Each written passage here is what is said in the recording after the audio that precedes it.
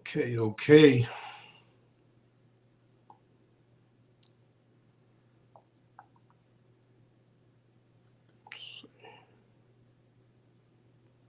Okay, good, good.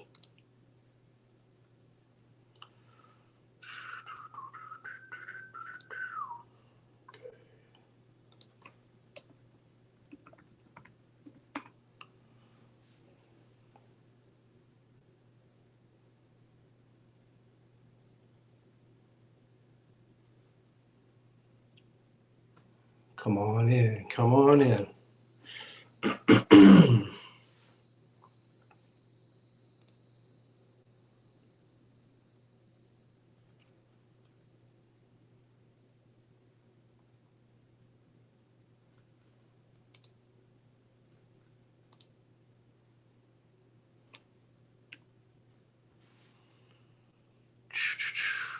Wa alaikum assalam wa rahmatullahi wa barakatuh. What's going on? Let's invite people. Let's get people in here. Let me get the link right quick to so everybody can get up in here and come on the show if they want. Hey, wa alaikum assalam wa rahmatullahi wa barakatuh. Packing? What you packing for? Where you going? Okay, why can't I comment?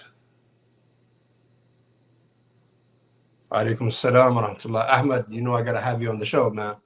We got interrupted the last time. I think you had to do something. You had to go somewhere. Man, how in the world?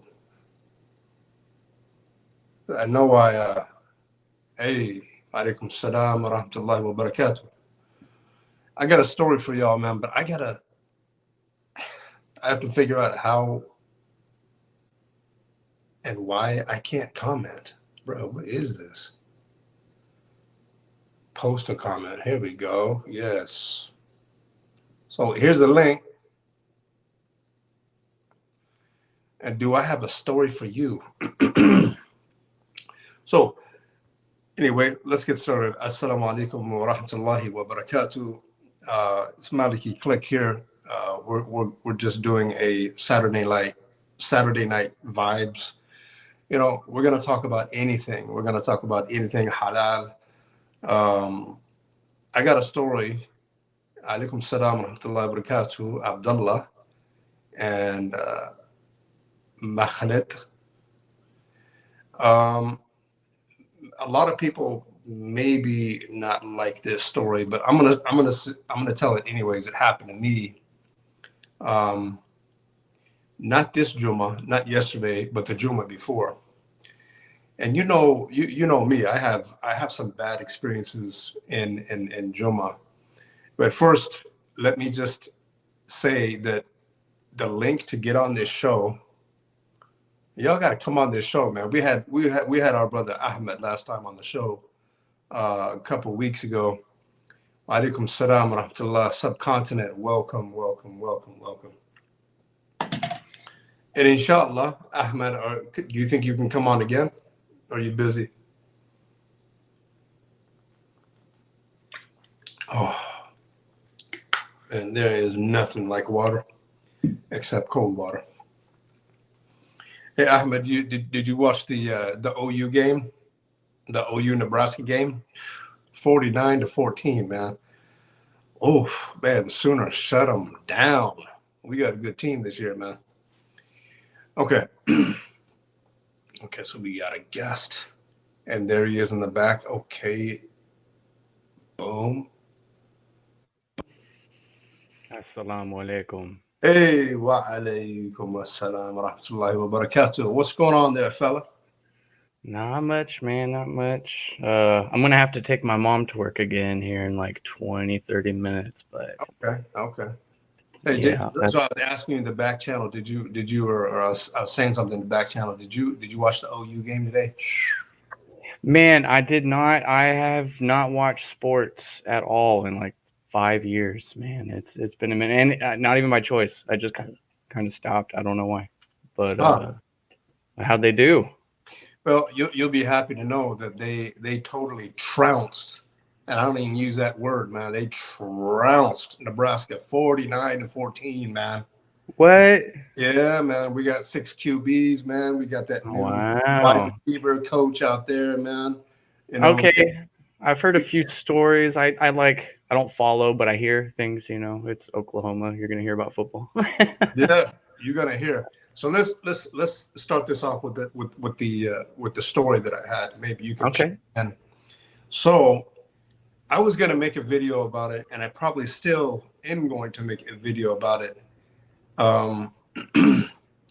It's something that upset me so much that I didn't make a video about it because I didn't want to go Incredible Hulk on the video. Right. And so what happened was, I had my son Khattab, and we went 2 weeks ago to, I almost said the masjid.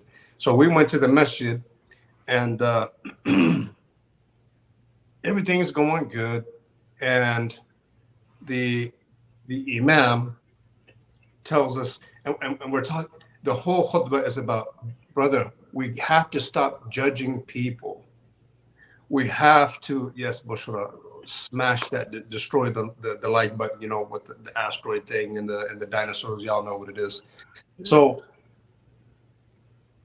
he goes into a story, and the theme of the khutbah was, and I have my son here, right next to me, in the khutbah. And this guy, he's like, the imam. He's like, brothers and sisters, we have to stop judging each other. We have to stop pushing people away from the masjid, especially converts. And I was like, okay, yeah, I'm listening, yeah. Okay. And he said, so, brothers and sisters, something happened to me a couple of years ago. He said, I happened to go outside one day, and it was right before Asr prayer. I was about to go inside, make wudu, and leave the salah. And brothers and sisters, I saw this big truck pull up into the mosque. And he just didn't pull up into the mosque. He parked like a gangster. And I'm like, what? How do you park like a gangster? He said, you know what I mean. The OGs, the OGs, the way they back into their parking place. And I'm thinking, that's the way I park every time. I'm a jet, man. Hey, I drive the big rig, man. Yeah. Whether I'm in my personal car or the big rig, I'm backing it up because that's what men do. Okay, Yeah. No judgment to the men out there that don't park like that. But he called it gangster for some reason. So that people can make the quick escape from the crime they're doing. And I'm just thinking, and I just look at my son Khattab, and he's like, I don't know, man. Just let him speak, Yeah. And then and then he went into the story. So this man, he gets out with the cowboy hat, and I see he has a big cheek with the tobacco in his mouth, like this. And he shuts his door, and I see the cowboy boots, and he has the bow legs, bro. I didn't need to mention that. And he walks close to me, and this is what he said. And right away, my Palestinian blood started to boil.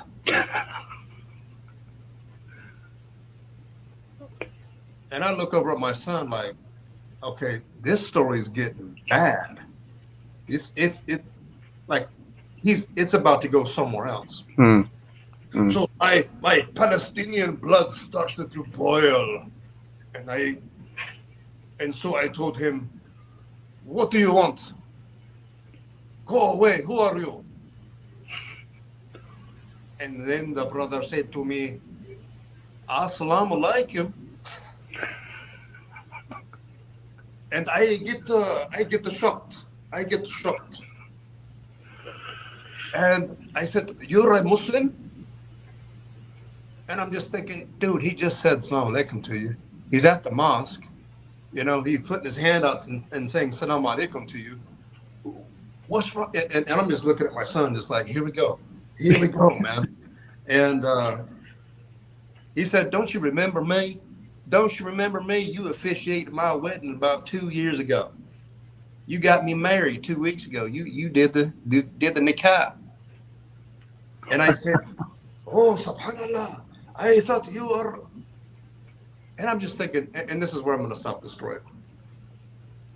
The whole khutbah was about not judging people, was about letting people from different cultures at least come to the mosque.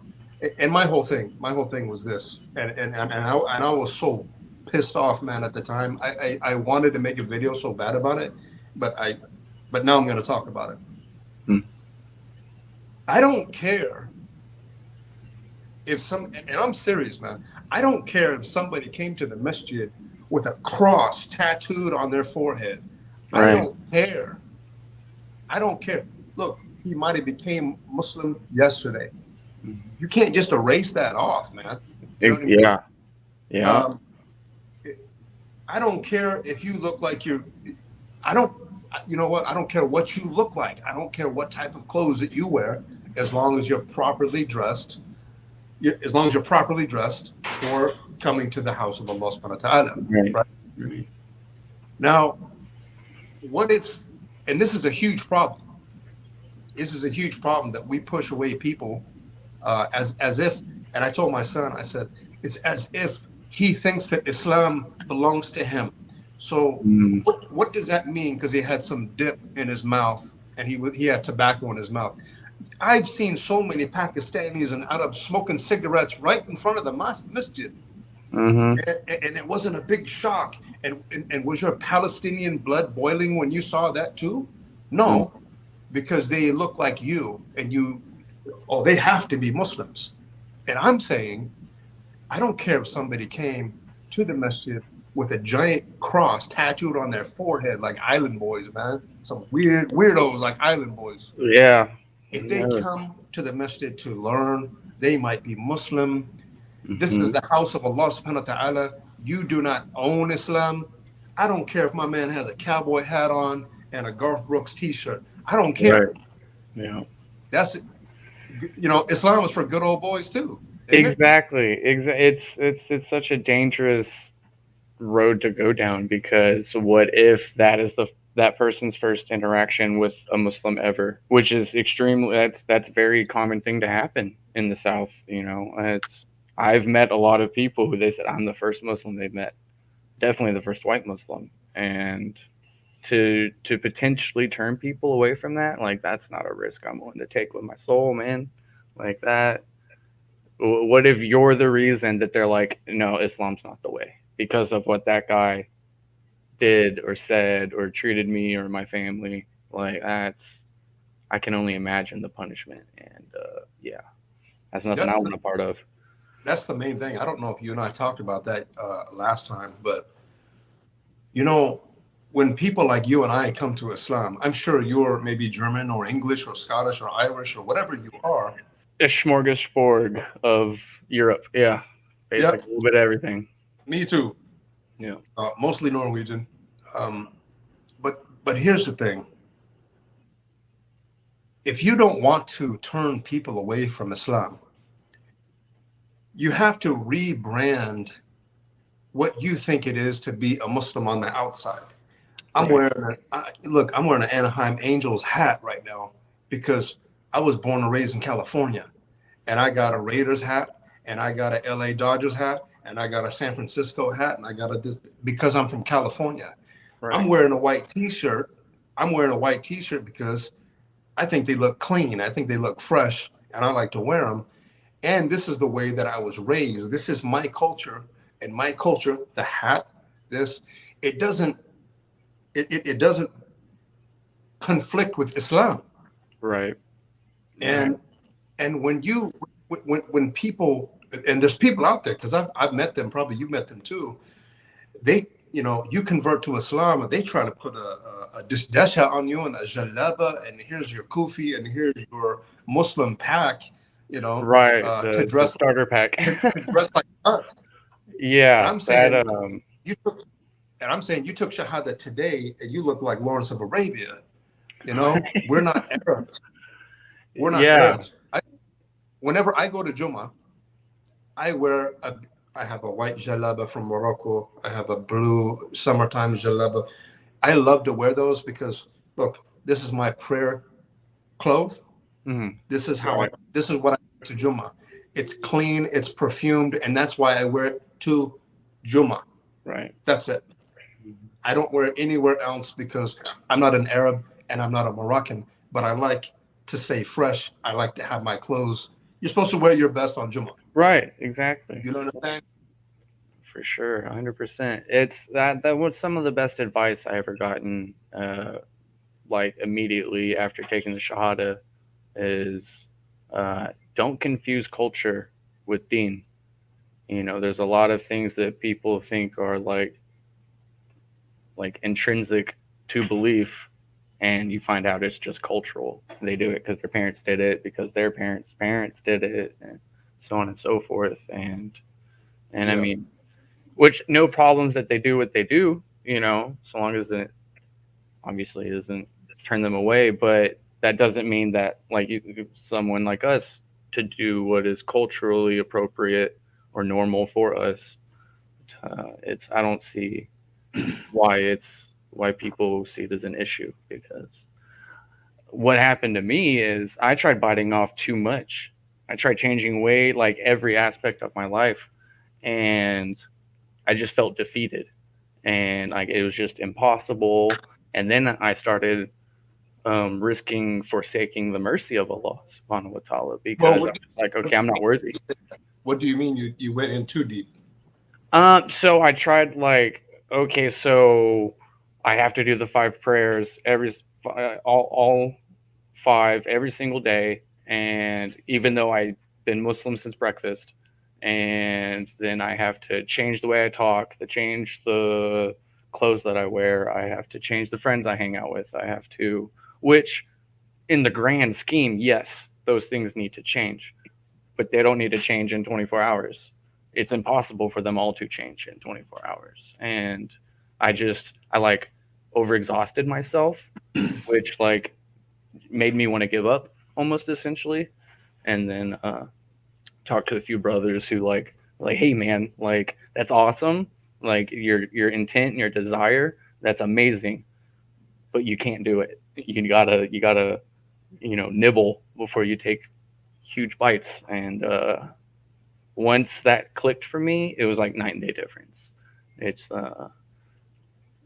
Yeah, because a lot of people go in too deep. They just think, okay, well, now I need to change. And what you said, I want to talk about. mm-hmm, This is the reason I believe when people like you and I change like that, and wa alaikum salam. First of all, shout out to my guy T Mac. Salam alaikum T Mac and Jakopovic. This is the thing. I don't know what you think about it, but when people like you and I mean white people, white converts to Islam, yeah, when we change too quick, our families go, did my son just join a cult? that was Because he's yep, because 100, he's changed too quick for us. yep, My family thought it was my mother thought it was a phase. Here I am, mhm, 31 years later. I'm still in my phase. yeah, My grandfather and everybody stopped talking to me when I became a Muslim. And this is the thing that I want to get into. This is like the bone marrow of what I want to talk about. When people like you and I change so quick, our families say, number one, our families say, whoa, what? First of all, what is Islam? We don't even know what Islam is. yep, Where are you going? Why are you growing your beard? Why are you dressing like ISIS or whatever? You know what they say. yep, We don't agree with that. You know no, what they say. Oh my God, you're around these Arabs now. These are the same people that did 9/11. You move too fast for your family, right? mm-hmm, And so your family thinks, oh my God, what is my son doing? What my daughter, has run off to a mosque, married to some Arab now, and she doesn't talk to us anymore because he keeps her away. And right, these are the type of issues which keep people away from Islam. And I'm speaking about white Americans, because Yeah. a lot of African American families don't really have too big problems, a lot of problems with their sons and their daughters becoming as Muslim, because that culture has been a little bit more exposed to Islam. White Yeah. people, white people are arrogant. A lot of them are ignorant to Islam, and they Mhm. just don't want to know. I don't want to know. I'm Christian. We're Christian, and that's it. Yeah. Yeah. Man, the first You know? Muslim I actually met actually was African American sister. Yeah. Yeah. She And, planted the and seed and for me. and this is the thing that I'll ask you. I think that when we move like this, I think then when let's talk about the South. I think when people see us, you and me, you and I, and we're walking down the streets with beards down here, right? And we have kufis and we're dressed in robes and stuff like that, and we're dipping down Main Street, Oklahoma, Lawton, or OKC or Edmond, whatever. Yeah.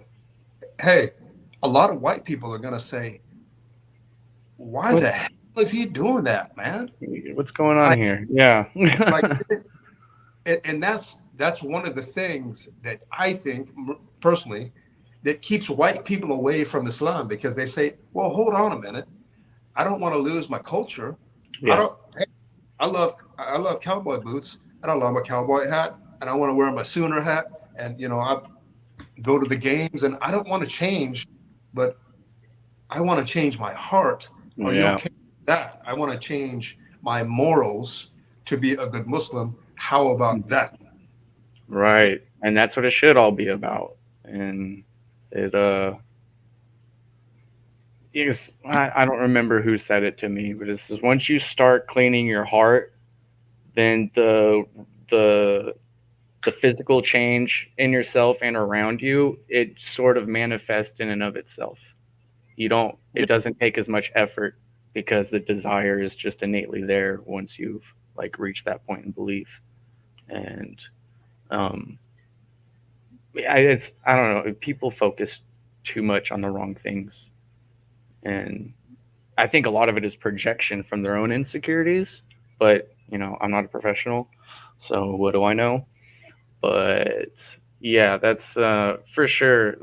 Because I showed my family before a proclivity to jump in, head first. And once I told them, I was like, I actually told them like a week before I took my shot. I was like, I think I'm gonna convert to Islam, and they're like, "Oh, you're gonna go to Syria and you're gonna, get killed, dude." I'm just like, "Well, hold up." And that's a political situation going on over there, like completely unrelated to what I have going on in my heart right now. And yeah, it took some time, but uh, it was through my actions that they're like, okay, this is giving him peace. Okay, he's not, you know, getting into as much trouble as he used to. Oh, he's not, and like, yeah, I was the crazy wild card in the family. Like, who knows what he's gonna do now? And it's been a year and a half, and people are like, how have you remained so peaceful? And it's like, hey, you should read the book, man. You should read the book. That's all I could yeah. tell you. And I mean, I, yeah, I, I think that I think that Western Muslims should dress however they dressed before, mm, because they look. When I drive down the street and I go to I go on into the on queues, or I step into the malls or whatever, auto parts store. The last thing that they're going to think is that I'm a Muslim, yeah, right? yeah, But I do that on purpose. I dress like this. Well, number one, because this is my culture, and number two, I don't want to change because I'm not an Arab. I'm not from Pakistan. I'm not from Africa. I'm not from, mhm, I am me, right, and when I go to Eid, I even wear like an old school like Viking Norwegian type of wool long sleeve shirt. It's like it goes down to the mid thigh, Right. and people. Okay, so like a tunic almost. I think it Yeah, was your community post, or it's like that yeah, completely lines up with the Islamic dress code. So like yeah, you wouldn't even have to change. And I do that now with Western clothes. I yeah, instead of tighter clothing, I allow a little more room. Typically wear like 511 pants or some type of Carhartts, and always wear yeah. a large or extra large Carhartt shirt. Covers up everything. I look like I've always looked. I'm wearing a kufi now. Uh, my wife bought it for me. But if she hadn't got that for me, I wouldn't even have one. I just Yeah. put on a hat and out I go. But I think that's the way it should be because I believe when I moved into my neighborhood, this is Oklahoma. You know mm, what it's like. You lived here longer than me. My neighbors were constantly looking at me and they were constantly, seeing us drive away, my wife with the hijab, and they were kind of like, you know, you know, you know, Southern hospitality is just like yeah, mixed with Southern curiosity. Yeah, I know exactly. Yeah, Southern curiosity with Southern yeah, hospitality. It goes together. So we're like, oh, hi. yeah. And so one of my neighbors was the brave one. She came up with her husband and 13-year-old son and said, hey, my name's so and so, and this is my husband, and this is my son, and we live 2 doors down. And what's your name? So we just want to welcome you to the neighborhood, and Yeah, and yeah, my name my name is Ali, and this is my wife, and we got kids, and they're in the house, and it's very nice to meet you, you know, and you could see the question marks. yeah. I love to do this with people. I never like to give too much information about myself. I throw my legal name out there. My name is Ali, and you can see the confusion in their eyes. They scan. White man, white man, but he has the name Ali, white man. What this does not compute, Does and not then compute. Yeah. but at the same time they want to ask so bad, and I've done it for 30 years. I love when they do that. They just Hmm. look at me, what is, I wonder where he said. And so they want to be so polite at the same time, so they say, oh, Ali, like Muhammad Ali. And I said, yeah, like Muhammad Ali. And then they say, well, um, so are you originally from America? I was like, oh yeah, I was born and raised here, ex-military, went to Fort Leonard Wood, Missouri for my boot camp, blah, blah, blah. Then they And really start spinning. They're like, what? and then they say, and then you see the blood vessel, like on the side, the blood Yeah. vessel starts to pop out, and they say, ex-military, born and raised in America, Ali, but still his face is white. Wait a minute. Something's going on here. And so the Yeah. question is, oh, okay, well, where's your father from? Where they said, or they say, okay, but I mean, where are you originally from? And I always say, oh, I'm originally from California. Seeing them trying to work it out in their head is always amazing. They're just like, How do I oh, ask? well, I don't know how to do this. I Hmm. don't know what to ask next. I don't want to be an Islamophobe or be branded or anything like that. What do I say? What do I do? Hmm. Uh, and the brave ones, they just say, look, man, you're Muslim, right? You're Muslim. I said, I said, absolutely, 100%. Alhamdulillah. Yes, Yeah. I converted 31 years ago.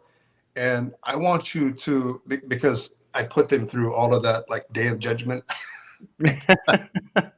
I like to reward them, So I'm like, and listen, I want you to know, and this is what I said to my neighbors. I said, I just want you to know that you can ask me anything that you want about Islam.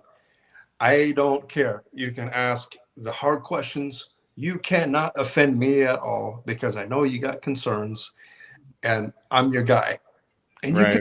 you can just see on their faces, like, really? Thank you. Right. Yeah. Because I have a million questions for you, Yes. and I don't want to go, and they say this sometimes, I don't want to go to them and ask them because I just don't feel comfortable going to the mosque.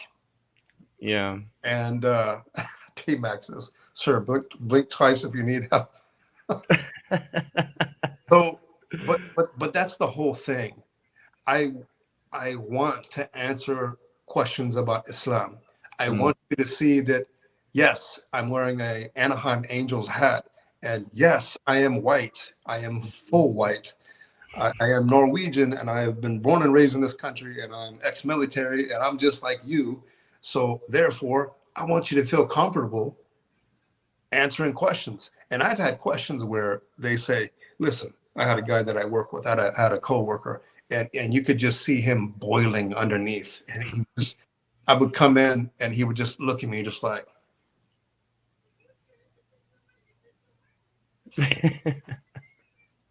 and I just came up to him one day and I said, look here, man, what's up? You got something on your mind, man? Just say it. Just say it, man. You don't have to look at me from the side of your eye and everything. Just tell me what's on your mind.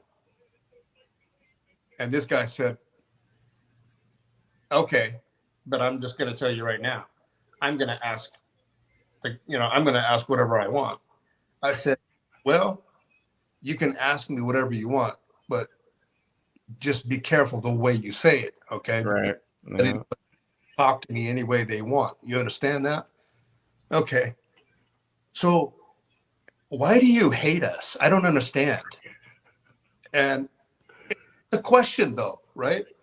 I'm sure that he has been burning up inside thinking that I hate him or all Muslims hate him. And I said, Yeah. Fox News just burning into his head. yeah. Yeah. I said, you know what? I don't hate you, and we don't hate you. Mm-hmm. You're speaking about a ragtag type of extremist Yeah. that Whose does number one victims are Muslims? right, right. Putting that out there. Yeah. Because they're getting programmed and stuff like that. Mm-hmm. Brainwashed. Yeah. And he said, okay, next question. Do you want to kill us? Do you want to take over America? And inside of my mind, I'm just thinking, golly, man, you are just dumb.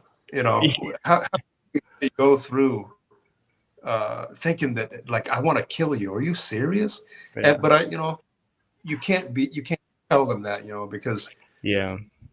then they won't ask you any questions about Islam ever again. Exactly. Yep. That And, right there. and so I said, no, I don't hate you at all, man, and I don't want to kill you. I don't know where you're getting this information, but absolutely not. And I told him, the ayats about, if you kill a man, it's like you killed the whole creation.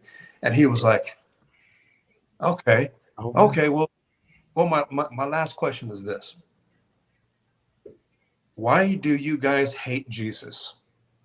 oh. It's just ignorance, right? Yeah.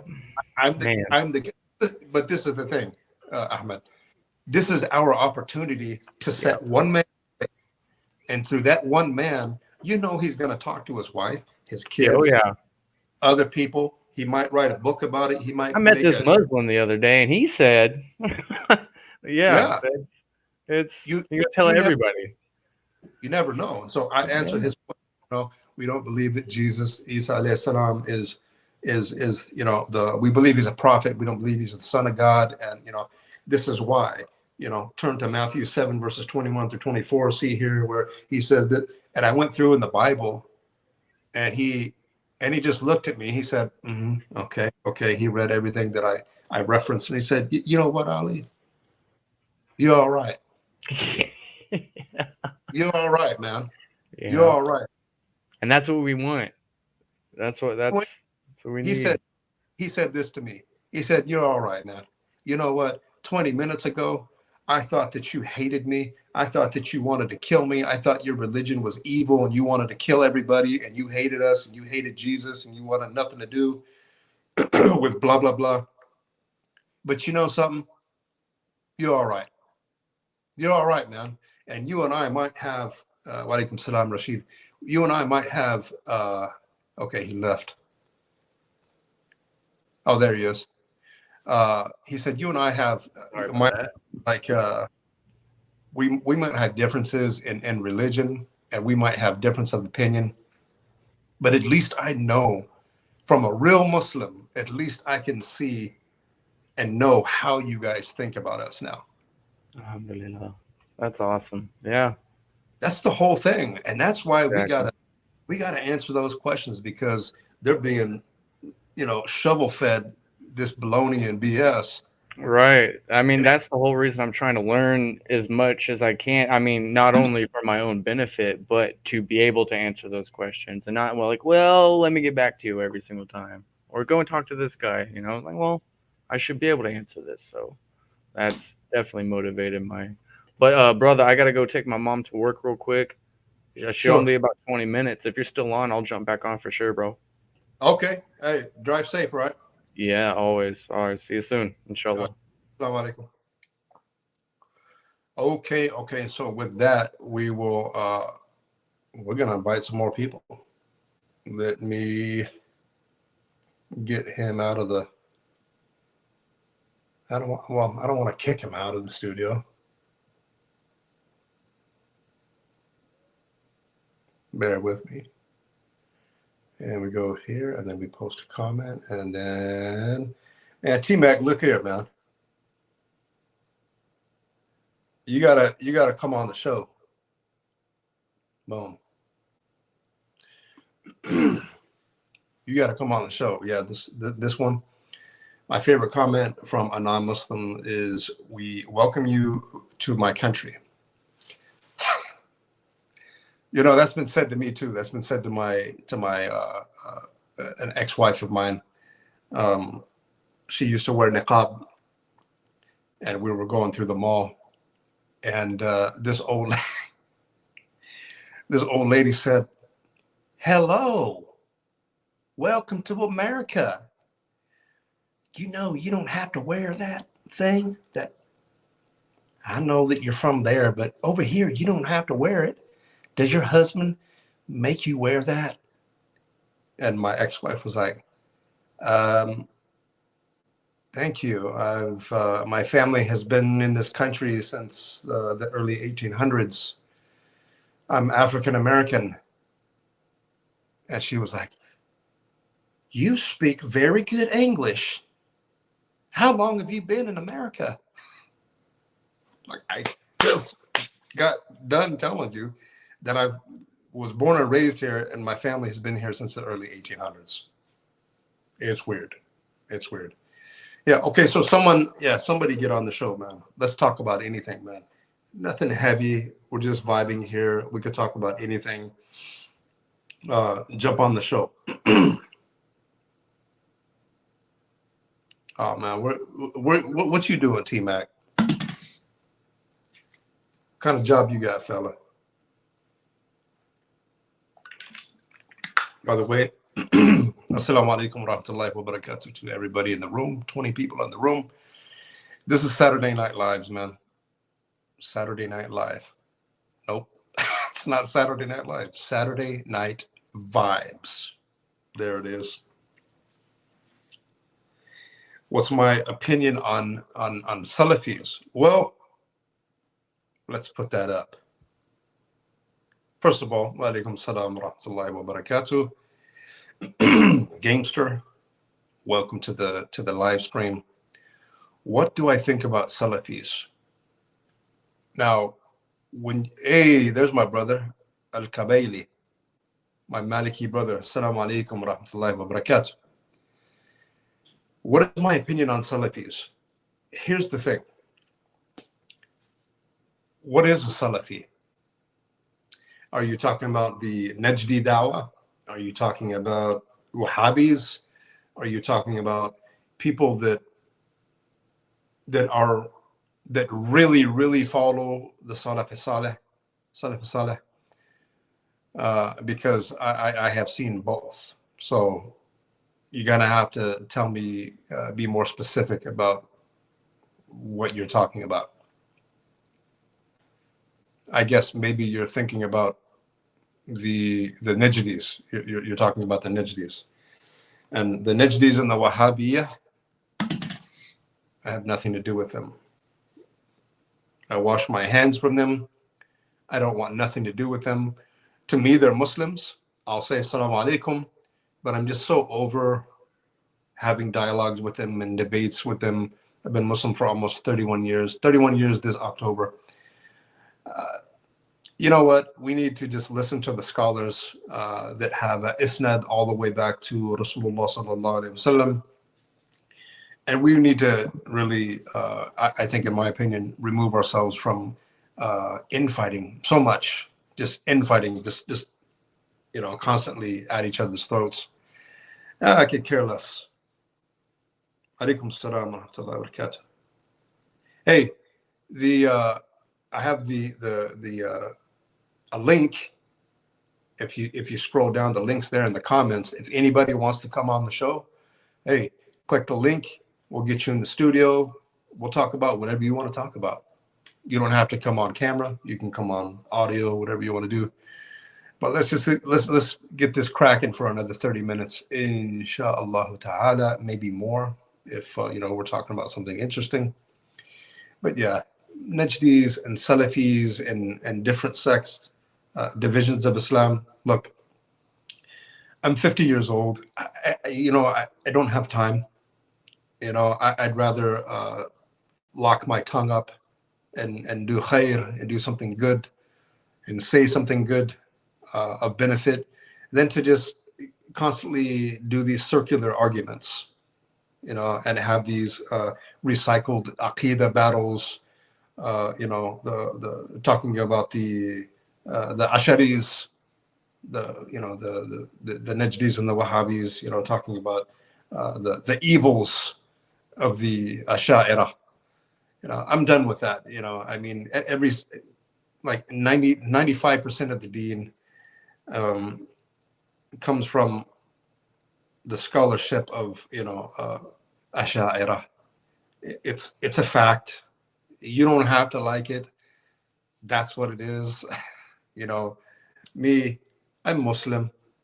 My aqidah, I get my tahidah, tahawi aqidah. I am Ash'ari and fiqh I'm Maliki. So I don't expect anybody to, give me a standing ovation. I'm nobody in this. So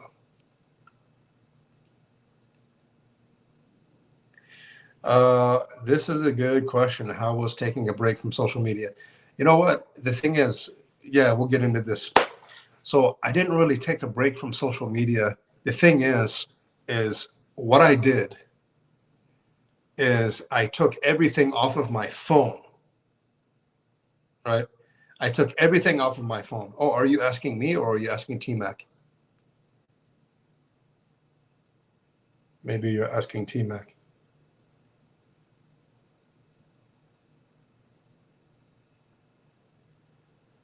If you're asking me, I just took everything off of my phone because we have our phones. First of all, I think phones, are evil, bro. I think that you can. It's just like a knife. You can slit somebody's throat, or you can butter your bread. You can cut meat, or you can kill somebody. I think social media, and I think phones in particular, are the same way. So I took off all, I'm talking about Clubhouse, Discord, Twitter. I took off all of that off of my phone. Why? Because we're constantly looking on our phones. We look, okay, there's all kinds of comparisons, there's nonsense, there's misconceptions. Oh, okay, here's one thing that's actually true and beneficial to my life. Okay, phone goes in the pocket. You're waiting in line at the DMV, you're in the grocery store, 5 minutes later, oh, what's going on now? Refresh. Okay, oh man, or oh, wait a minute, man, how can this guy say something? Man, and then you're in an argument, and then you're in an argument, and then you're consumed by this every single day. Put your phone. Now you're in a bad mood. You come to your house. You got this look on your face.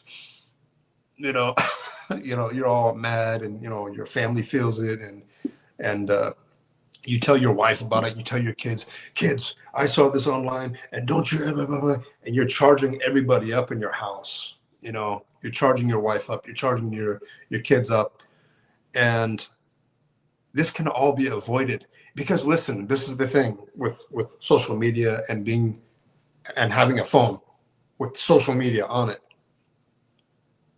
Something is always going to be there. Something good is always going to be there. Something, well, like not a lot, very minimal good things are going to be there.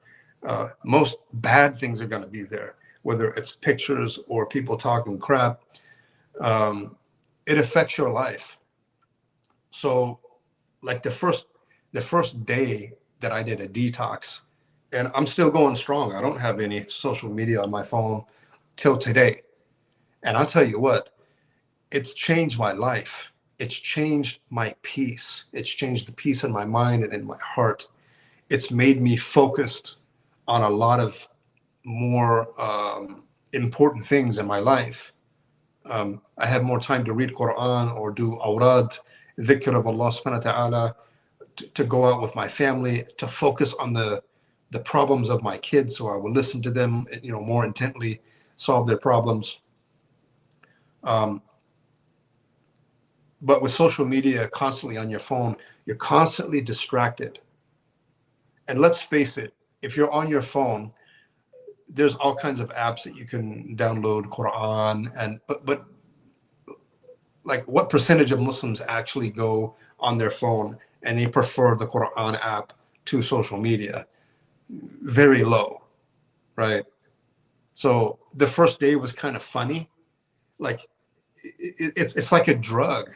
I wanted to go in my pocket and, oh yeah, I don't have anything on my phone. And then you kind of lose yourself. You kind of think, okay, what do I do now? I'm always looking at my phone. I'm always looking at the news. I'm always looking at sports scores. I'm always doing something. Now what do I do? And so I had a conversation with myself and I said, what do you do? Well, you live your life is what you do. That's what you do. You call someone on the phone.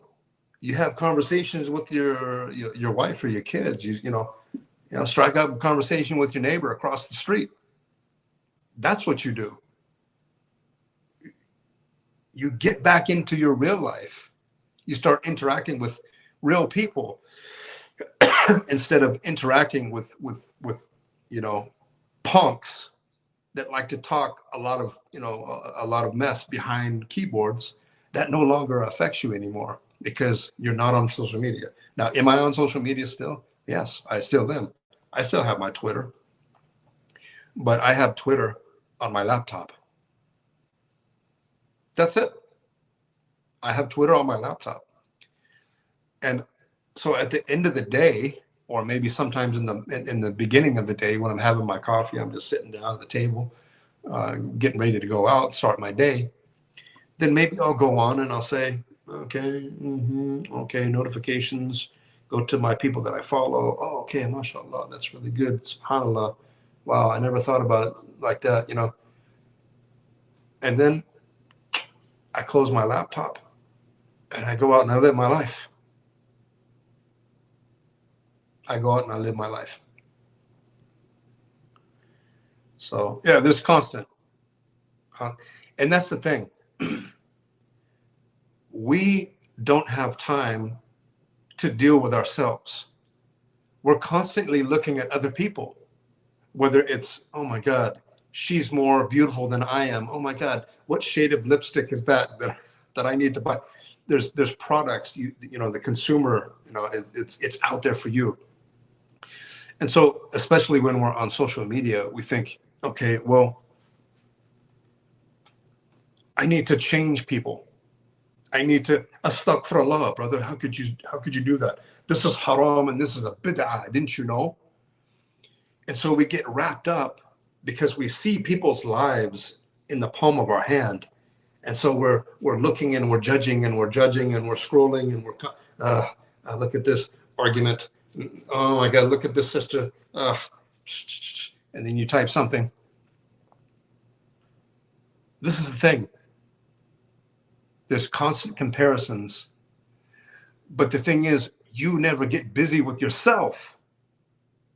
Because trust me, if you were to type as much as they do, your weaknesses would be unraveled as well. Your weaknesses would be exposed as well. Your misunderstandings about Islam will be exposed as well. You just haven't been caught yet. That's all that is. Period. Right? So when you remove that and you put that to the side, you can start living your real life. And 100%, I enjoy it. So hopefully that answered the question. Intercomposed, no, I didn't buy a flip phone, but I'm not opposed to it. I still have my iPhone 13. Okay, exactly. Constant distraction and constantly spikes dopamine. Yes. That's why I say it's like a drug. You know, a smoker, they say that 60% of the smoking habit is doing this, is having something in your hands and smoking. I don't smoke, but I'm saying it's a habit. And so I found myself doing my same thing. You know, I would go in my pocket and oh yeah, I don't have anything on my phone. Oh, but I can open up my Quranly and read some Quran. I'm telling you, everybody that's listening to this video right now, watching this video right now or later, just try it. Just try it. Do it for 3 days. Start out little, or do it for a day. But I would like you to try 3 days, because the first day, everybody, including myself, is going to feel weird. It's just weird. You feel like you're missing out on a lot of things, but God, you know what? You're not. You're not missing out on it. Okay, positive vibes. What did he say? Oh, his comment's gone. What happened? Somebody erased that? I don't know. Okay, wait time in the restaurants. You're my elder, so I want to ask you if you've noticed a big change in how society is since social media was invented. Has the nature of people changed since the time before all of these?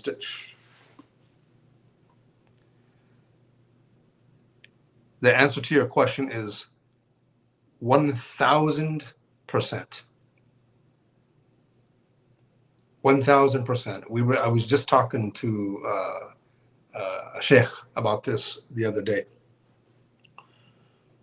1,010%. Since the internet, people have lost the ability, especially Muslims, on how to speak with each other. Because the thing is social media is public. So it's like being in a playground when you're a kid, you know what I mean? And there's 50 kids out and you're all in a circle and you're playing and yelling and talking. And some guy says, "Why are you wearing that shirt, man? Like, dang, man, that's ugly." And that time you had the ability to say, "What? What did you just say to me, man? What's wrong with my shirt? What?" People really had to watch what they said back in the day, because there was real time consequences to that. Since social media, it's the same thing. Now more people are watching, more people are looking at your text. And so more people, and so the person who typed that thing and this person that is checking you or saying something negative about you, that person is like, oh God, everybody, the ego creeps in, right? You know, that person that's getting checked, he says, oh my God, my followers are watching. Man, this guy's making me look dumb. Man, I have to, you know what? It's war. I have to insult him back. And that's what happens these days. You could ignore him easily. Who is he? Nobody knows who. Abu Monkey, Abu Donkey, Abu this, Ibn that, anonymous, you know, cat pictures, whatever, cat anime. But you're never going to meet this guy ever in your life. You don't even know who he is. It could be 300 pounds and 5'2", and, you know, total simp, right?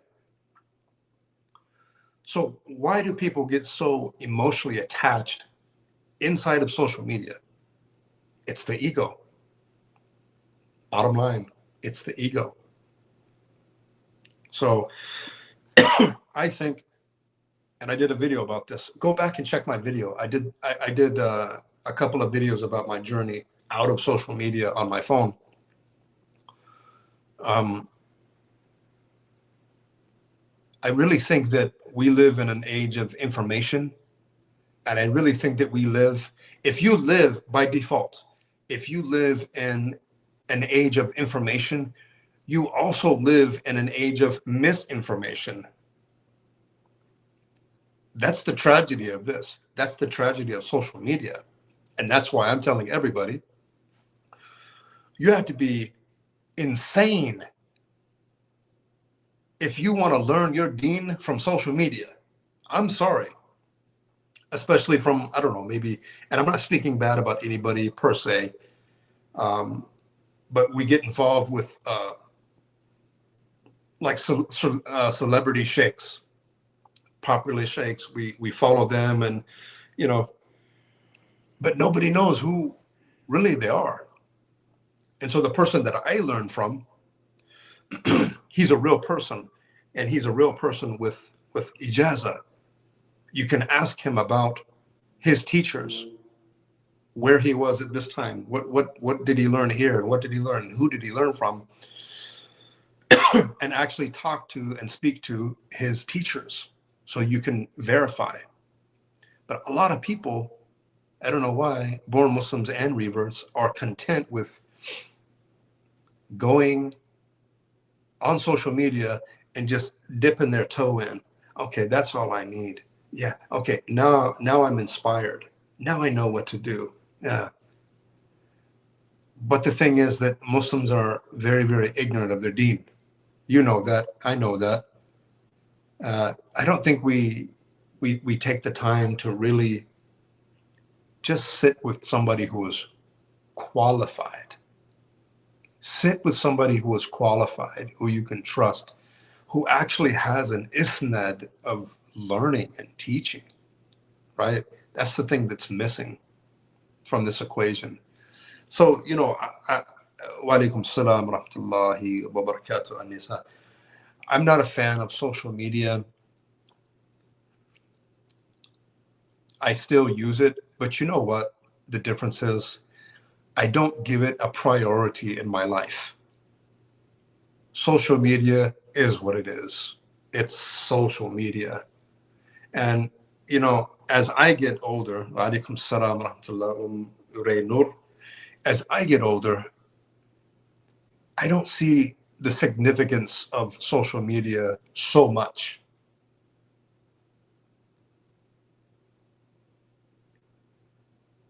But at the same time, me being somebody who grew up in a time before the internet, before computers, and now I see my kids, and now I see Muslims involved in YouTube and all kinds of other nonsense that Muslims involve themselves in online.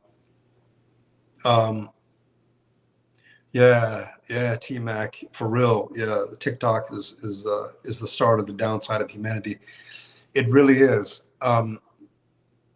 This is the thing that I don't. This is the biggest thing, since you asked, that I noticed social media has done to us as people and as Muslims.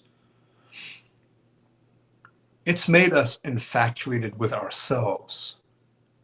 It's made us infatuated with branding ourselves, being different. You know, I can invent myself online, and people don't even really know who I am in real life. But I can just put this facade and be what's the word? I can be different. I can be diverse. You know, and that's not really who they are. And the thing of it is, they're only lying to themselves. They're lying to the people, and they're lying to themselves, because they know that they're not that person that they're portraying on social media. So you kind of not being true to yourself if you keep up this false personification of who you aren't. You know, and I really think it's unwise that couples. I did a tweet a couple weeks ago. I said, if you love your spouse, you would keep them offline. I see Muslim couples in TikTok, you know, they're doing like salsa dances and twirling around, and oh, look at me, look at my husband, we have this happy life. And people are just baffled why they divorce 6 months later or a year later, and the two spouses don't even know why they're divorced or why there's a lot of problems. Well, it's because somebody put evil eye on you. In my opinion, that's not what the internet is for. Again, the knife can slit and kill somebody's throat, or you can butter bread, or you can cut meat and share the meat with whoever you want. That's what I think. And I think that we've just misused the tool of the internet. Let's go to Estonian. 2 billion given as sadaqah each Ramadan or something, in so many bright minds why there's no halal TikTok situation. Halal TikTok. Bro, let me tell you, if there was a halal TikTok, the Muslims would obliterate it.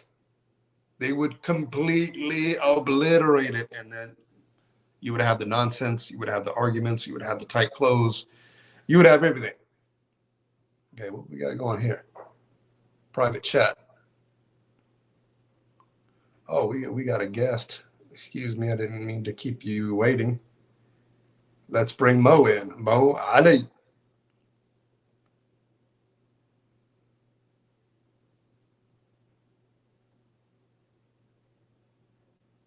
Mo, are you? So, can you hear me? Alaikum salam rahmatullah. Yep, sure do. Uh, Well, I don't know if my connection is bad. Can you hear me well? hear you good. Do you hear us? Inshallah, you're well, brother. Yeah, I can hear you very good. What's going on, young man? What you got? So I've actually started watching you when you were with Harun in the stream, and I've recently watched the video when you were, because I'm Egyptian as well. So I've watched the video where you said you were praying next to an Egyptian man in a mosque, and then when you left the mosque, he asked you, "Brother, are you Muslim?" Like we were praying together, Habibi. So that was really funny. I couldn't believe it. I was just like, Oh my God. that was you, right? That was you, and that was right next to you, right? But Yeah. that's not good at all, you know. Like this makes me sad, you know. It does, like it does. It makes me sad as an Egyptian, like it does. I mean, look, I think that there's ignorance with born Muslims, with reverts, with non-Muslims, with Jews, with a lot of people. But you just kind of, you got to use your mind. Common sense. Yeah. Exactly. You got to use common sense. You see a man who was dressed in a Moroccan jalaba with a beard down to here, praying right next to you and sitting in the khutbah. Come on. It's I can't. Oh, I can't. زي عمل هيك زي ازاي؟ ما طبعا، ما انا مش فاهم ازاي اصلا، يعني حاجه غريبه بصراحه يعني. والله uh, طريق قوي. Let's add some people to the stream. We well, got I wanted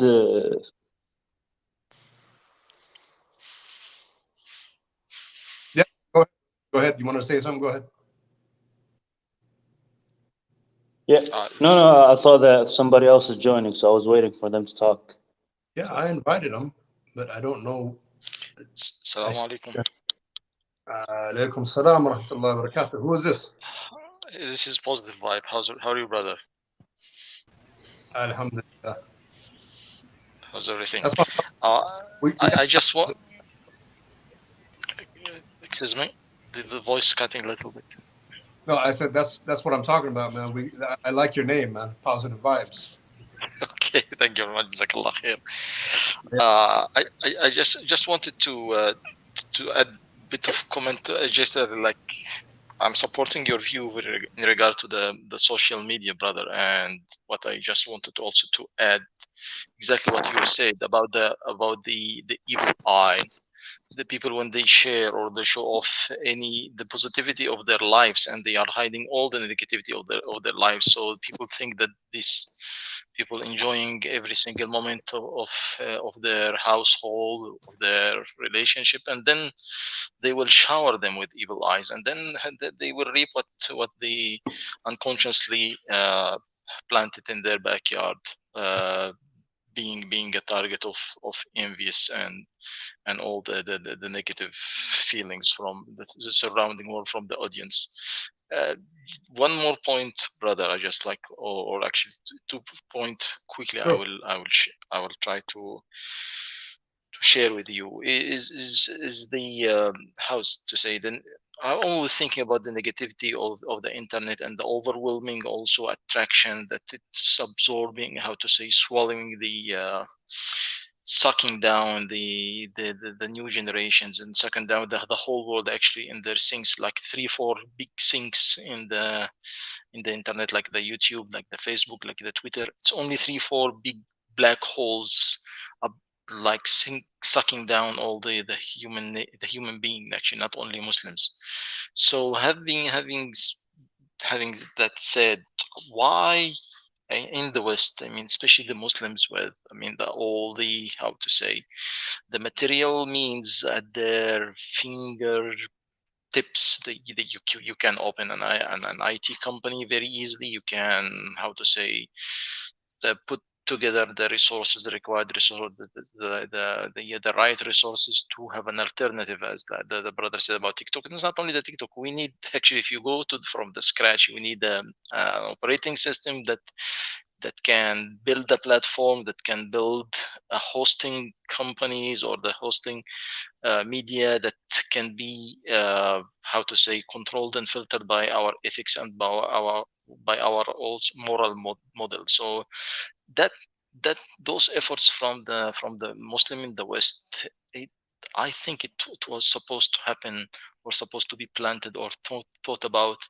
much earlier, like at the beginning of the decade. Look at the Yahoo, or the Hotmail, all those things, or the YouTube itself, like a simple idea that came to individuals, and it boomed to control the whole world mentality.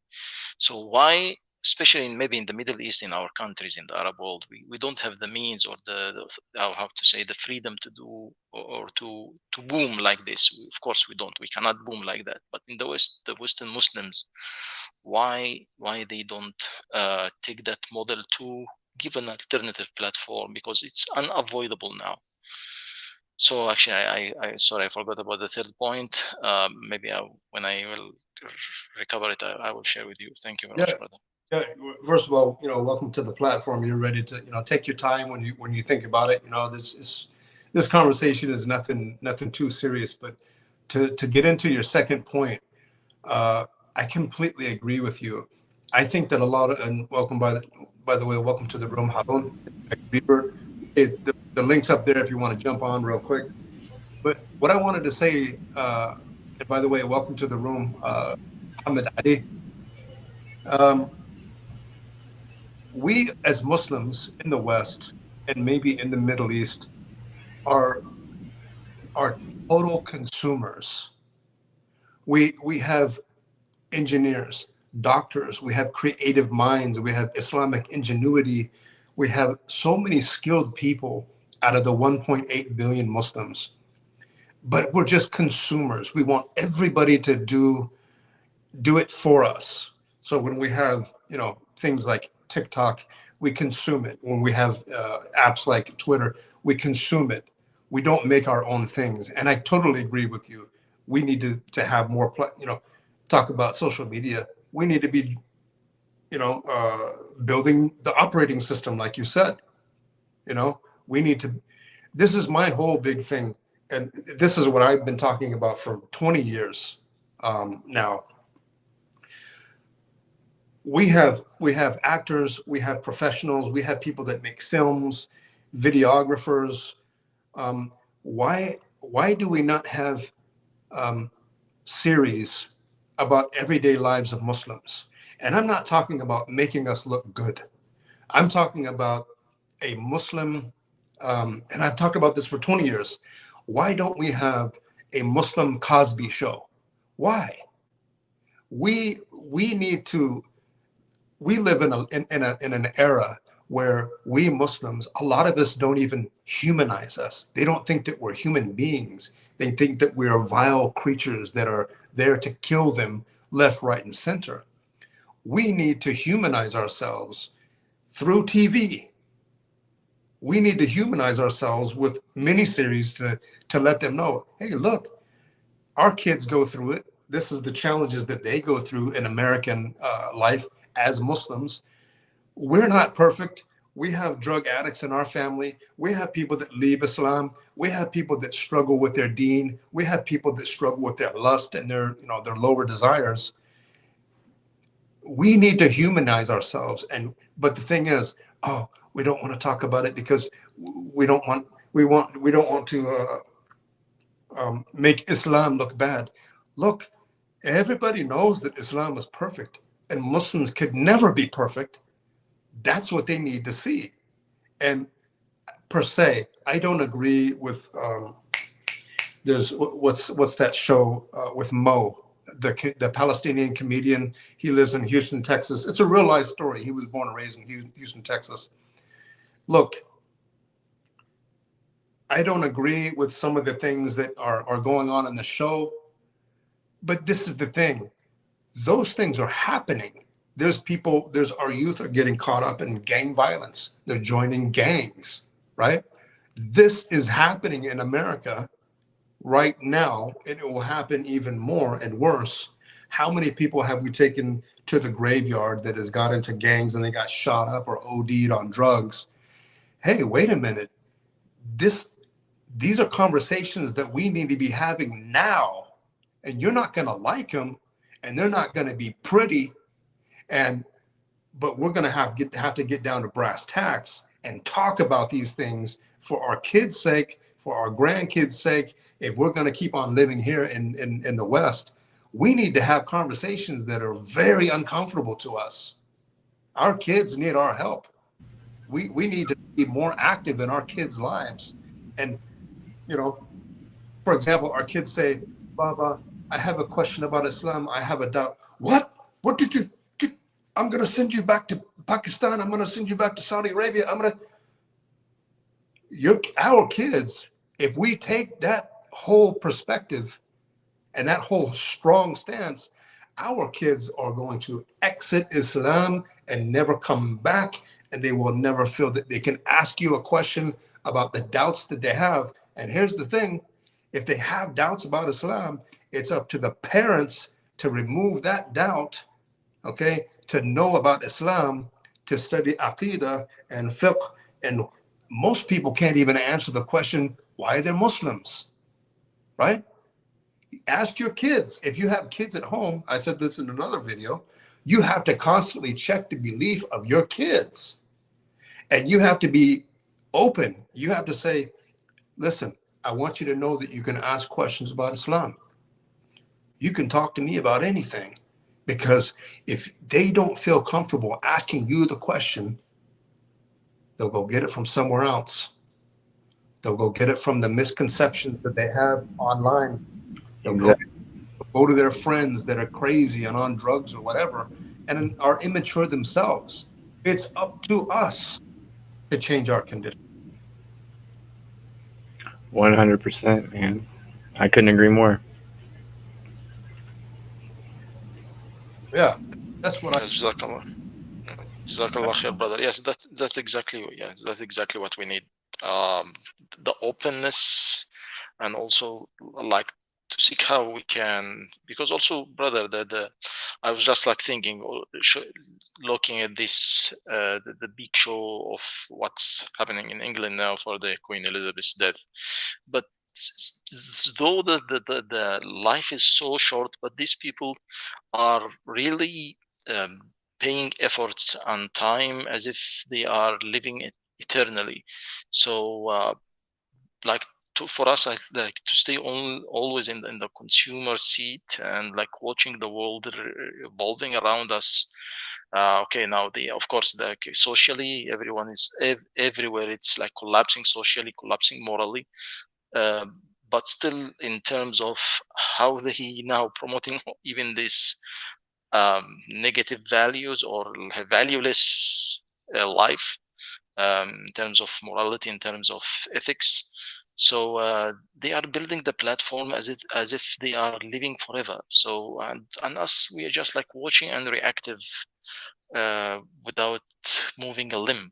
That is exactly what I was like trying to hint on, that even if like the Prophet ﷺ said that if you have like the Qiyamah is starting and you have a plant or a palm tree, we call it the fasila, the small, the young palm tree, plant it even if the Qiyamah is starting, so that there is no one bird will take advantage of this palm tree. There is no dates will come out of this palm tree, but still you plant it. So this really, that what we are now, though, what we are now, in the world we are living now, how these people are really eagerly working hard as if they are living forever, and we're like resting and accepting the watcher seats and the consumer seats. This has to stop, and someone has to start promoting and marketing that we should move, especially why I'm speaking again about the Muslim in the West, because they have the means, the laws, the platforms, the all the means, all the material means, and the environment is supporting them. So but in the Middle East, or in the, because we Muslims there are not allowed to cross the lines. Yeah. That's why when they go in the West, they boom. The lot of calibers, when they go just like migrate to the West, they boom and they start shine. But at the end, they are working in that machine, big machine, which is against them. Mm. Yeah, I totally agree with you. You can chime in, Ahmed, whatever you want. And Mo Ali, anybody on the platform. This is the thing, right? We are on the bench of life. We're watching the game, but we're not playing the game. We're not getting involved in the game. I've been Muslim for October will be 31 years, and I've heard and I have said myself, we need to be doing this, and you've just said it, and we need to be doing that. Hey, I've been there, and we do need to talk about what we need to do. But here's the thing. In my opinion, I think that if we have the ability to say we need to be doing this, when I say that to myself, when I voice that to my brothers and my sisters, this is what comes to my mind. Okay, but what can I do? What can I do today? What plan or what brothers can I attach myself to actually make something happen? Right? Because we can go around, we need to do this. I keep on saying this. I made a video about this as well. The prize is on the top of the mountain. So all of the Muslims, and we'll call it the top of the mountain, success. So all of the Muslims are at the bottom of the mountain, and the Muslims are saying to each other, so we need to get up there. And everybody is looking at each other and saying, yeah, but okay, but this is what we need to do. This is what, and you need to do this. And how come, brother, you're not doing this? You make $1 million a year. You don't spend anything lillah, and brother, you're a carpenter. How come you're not building like a platform for us? Subhanallah. When the Sahabas, radiallahu anhum, when they went to Medina, the blessed city of Medina, they didn't ask and they didn't point fingers. They said, let's get to work. Water, straw, mud. Let's build the first masjid in Islam. What can you do? As they say in America, get in or you fit in. Get in or you fit in.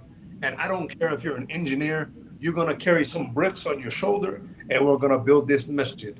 But the thing is, brother, what I see, this analogy that I use, that we're all at the bottom of the mountain and we're looking at each other. Okay, so who's going to, the engineer is saying, okay, but I'm not gonna, brother, you don't have an education, I went to college, I'm an engineer. You have to do something first. You have to clean this place, and you have to. Everybody is worried about everybody else except themselves. Mm-hmm. And that's with self-improvement. That's with doing something with this ummah.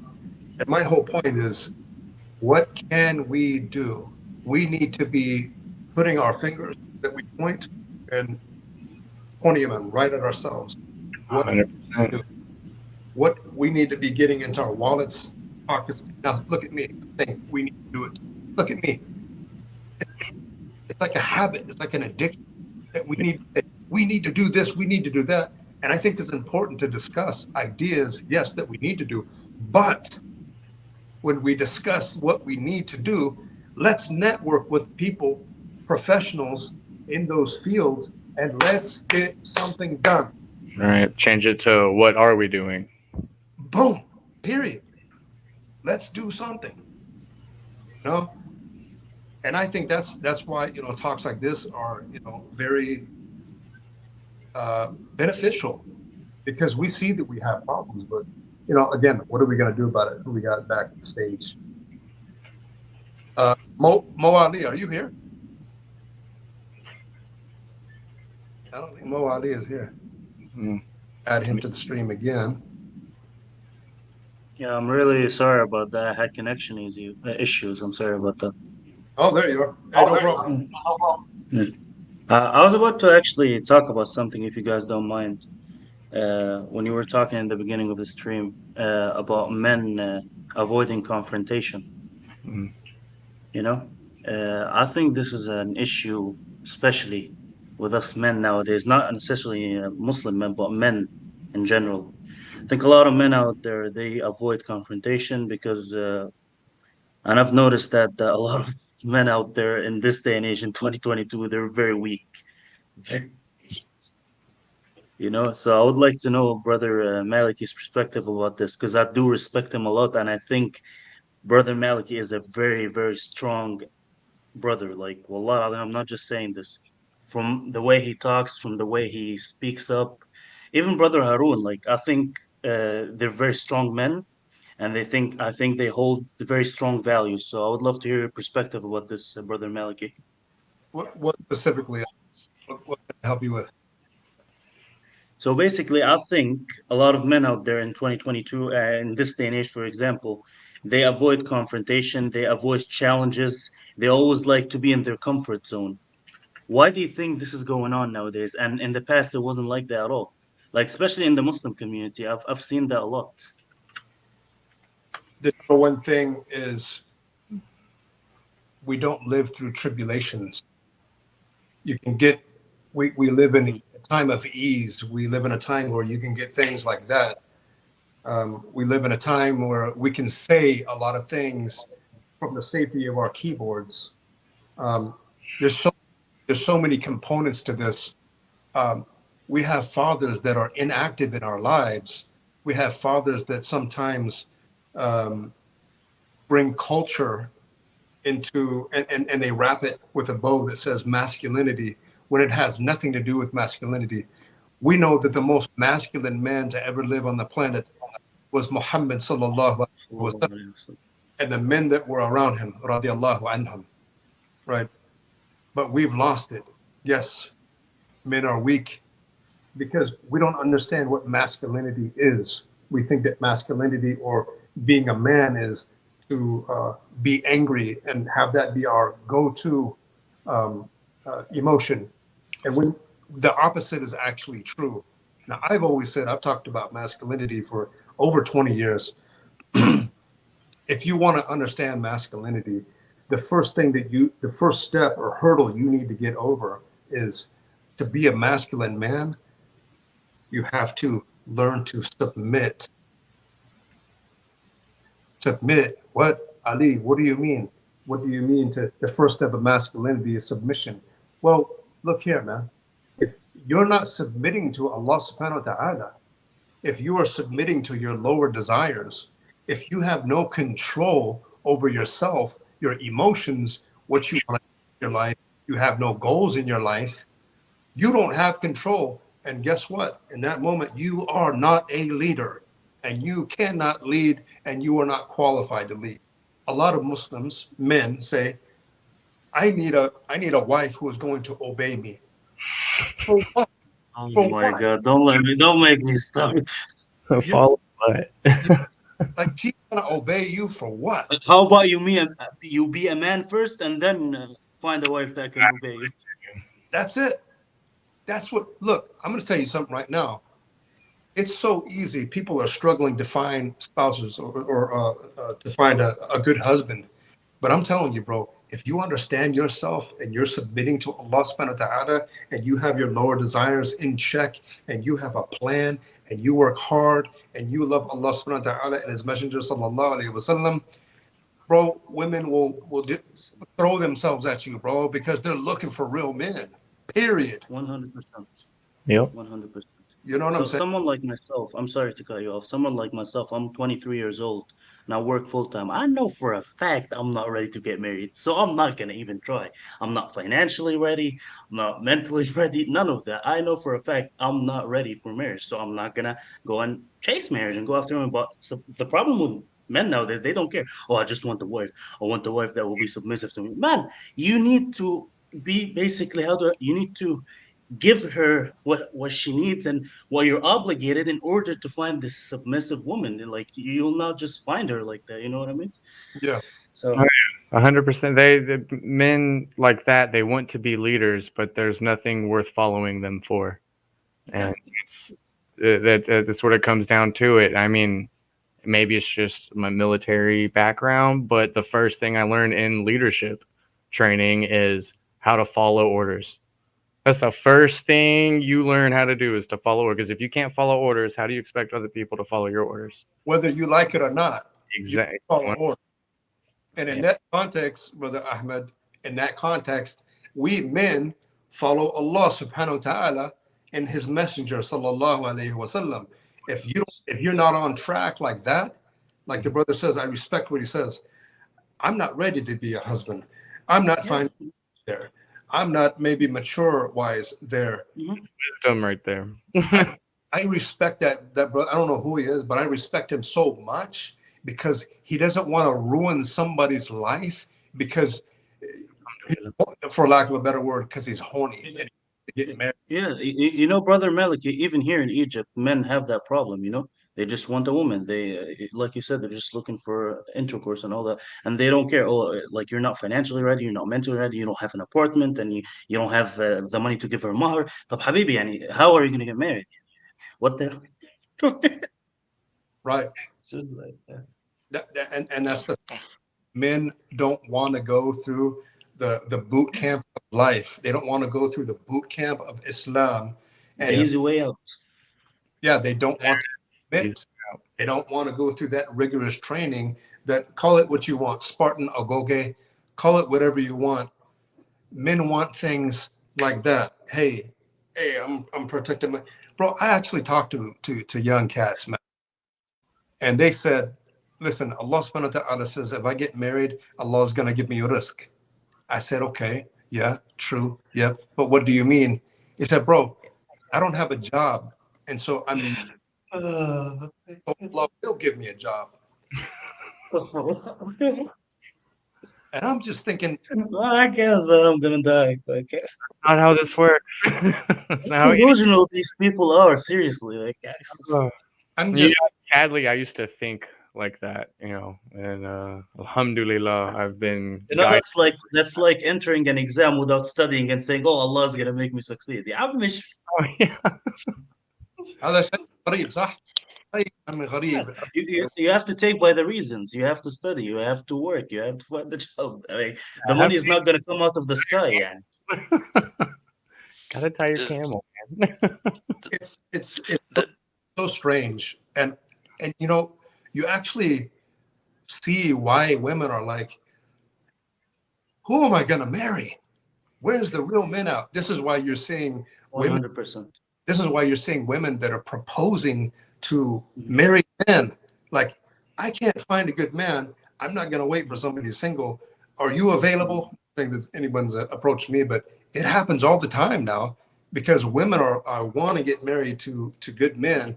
And like I said, men don't want to go through the basic training of their deen. They don't want to go through the basics of masculinity, of training. They don't want to submit. They want the power. When Allah subhanahu wa ta'ala says, men and women are equal, fi Quran, but a degree to the man, what's the degree? Two things, protection and maintenance. So if you don't have that protection, if you can't box, if you don't know how to, if you don't have any heart to protect your family, if you can't provide for your family, how do you expect that 1 degree that Allah subhanahu wa ta'ala over your qawam, over your house that Allah gives you, how are you going to expect that? Yeah, why would he put them through those risks? Your kids watch you even salli. Your kids want to, treat everybody in the house horribly, but online and on social media, Assalamu alaikum wa rahmatullahi wa barakatuh. You're a fraud. You're a fraud. And you're a lot, and some of these guys are the reason that a lot of homes are broken and a lot of women are single with kids because you just don't want to do the work. And that's why I say, You basically don't want to be a man. Yeah. That's how it is. They want to reap the benefits without putting in any of the effort. 100%. It's ridiculous. straight up, you gotta, man. I mean, look, I use the analogy of a lion. Look, a lion doesn't. You ever watch those programs on lions? I used to love those programs. So, do you ever see a young lion just strut and say, I have the title of a lion, and And I'm not gonna do anything to don't have prove a it. They don't have a predator. what happens? What happens to the lion that says, "Yeah, I'm the lion"? He gets challenged by a stronger lion. He says, "No, those are my ladies. Those are your ladies, and I'm willing to fight and kill you to make sure that my line continues and you're ran off and you become hyena meat." Are you ready? Are you willing to go the full mile, the whole 10 yards to get what I have? If you look at the lions, any alpha lion in the pride, if you look at his face, full of scars, just scars all over his face, bite marks on his shoulder, because he had to fight to get to where he was. Yeah, he earned it. He earned it. But a lot of Muslim men, they think, but brother, I'm anatomically a man. Bro, you're a male. You're not a man. Yes. Yeah. Yes. Much different. Much different. Someone was born with the male genitalia. That's a male, but you're not a man. Man comes 100%. with trials. Two completely different things. Yeah. Yeah. The I problem, want to brother, actually. also.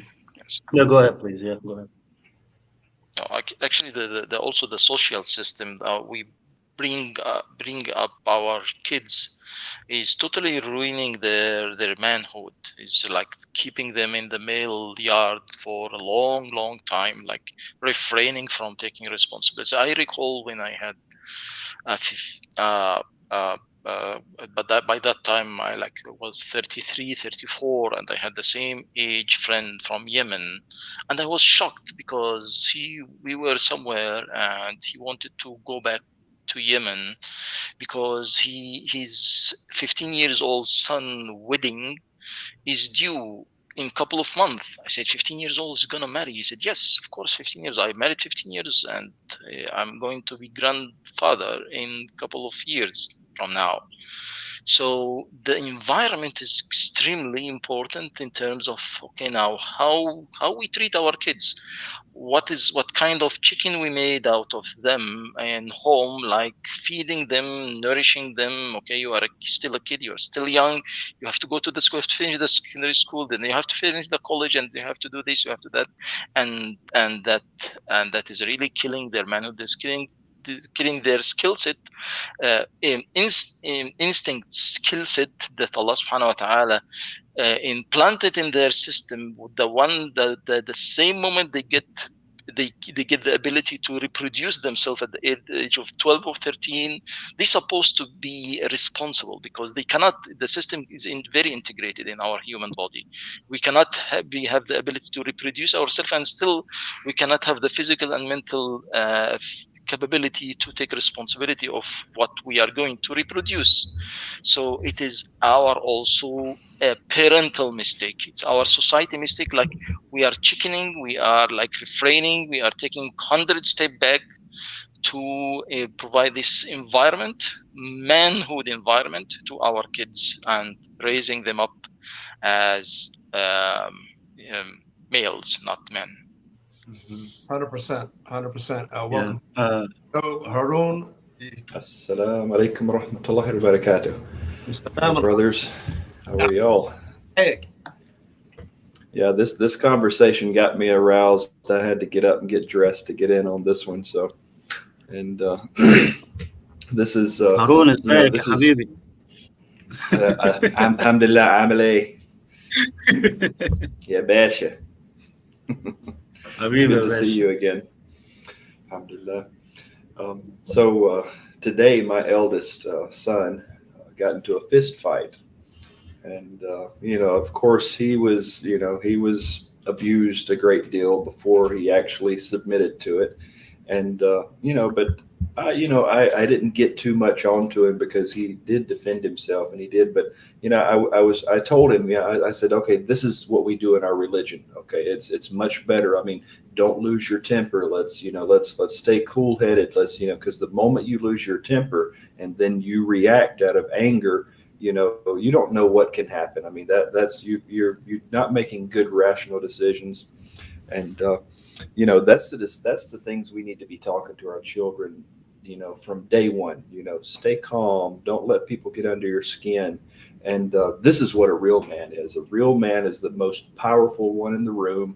He's quiet. He's not the loud one there. He's not the one wearing the, having the Lacoste or whatever the ink pen is and the cufflinks is showing off. He's the guy sitting right in the back room, quiet, and he can crush you at any time, but he's withholding it. 100%.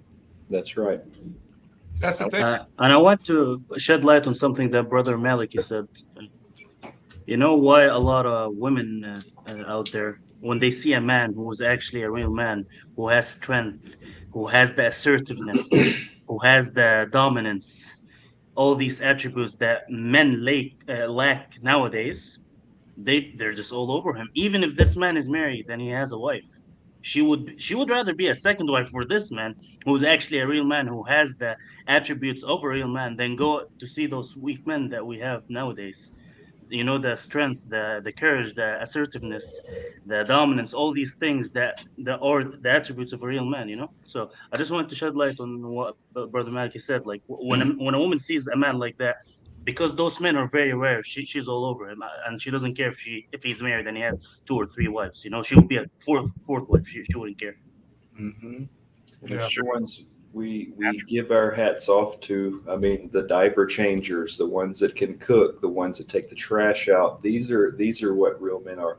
And what happens is, this is these real men that these women are looking for this type of thing. And this is one thing that is, it's really troubling, is that, these women try to jump into families. And I'm not saying anything about, these women, or just saying anything bad about women, but I'm noticing, that people see that, they see that, and that's what they want. And it's almost worth them trying to wreck a marriage to try to get to those men.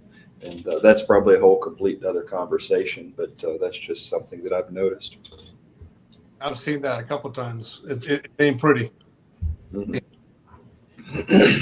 Yeah, I agree. I mean, like I said before, I just, people ask me all the time. I have a site called Revival of Man.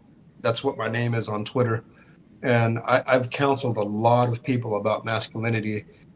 And the thing is, what do I do? What book do I need to read? And yes, information is, I'll recommend people to Ryan Mickler's book, A Sovereignty, just to get basic information. But I also, one of the biggest things that I counsel people, young men, usually young men, is, are you ready for the fight of your life? Yeah, I'm ready for the fight of a life. What life? Like who's going to be? I said, you're going to be. If you really want me to counsel you on masculinity, and you really want to know what it is, are you ready to fight yourself? Are you ready to have the conversation that you don't like? Are you ready to confront yourself and the weakness that you have? Yes, you do have weaknesses. Every man has weaknesses in them, especially young men. Are you ready to go to war with yourself? Don't worry about anybody else. Don't worry about that man and that. Look, the woman that you're going to marry is going to marry you, not that man and this man and this man and that man. You have to create your own masculinity and your own manhood. You're you. You have to be unique, right? Uh, that's what it starts with. And that's what I said, masculinity starts with submission. Bro, nobody, you're going to, if you're going to submit to your lower desires, if you're not going to pray, and if, your wife and your kids are not going to see you praying, um, you're going to attract the wrong type of woman, right?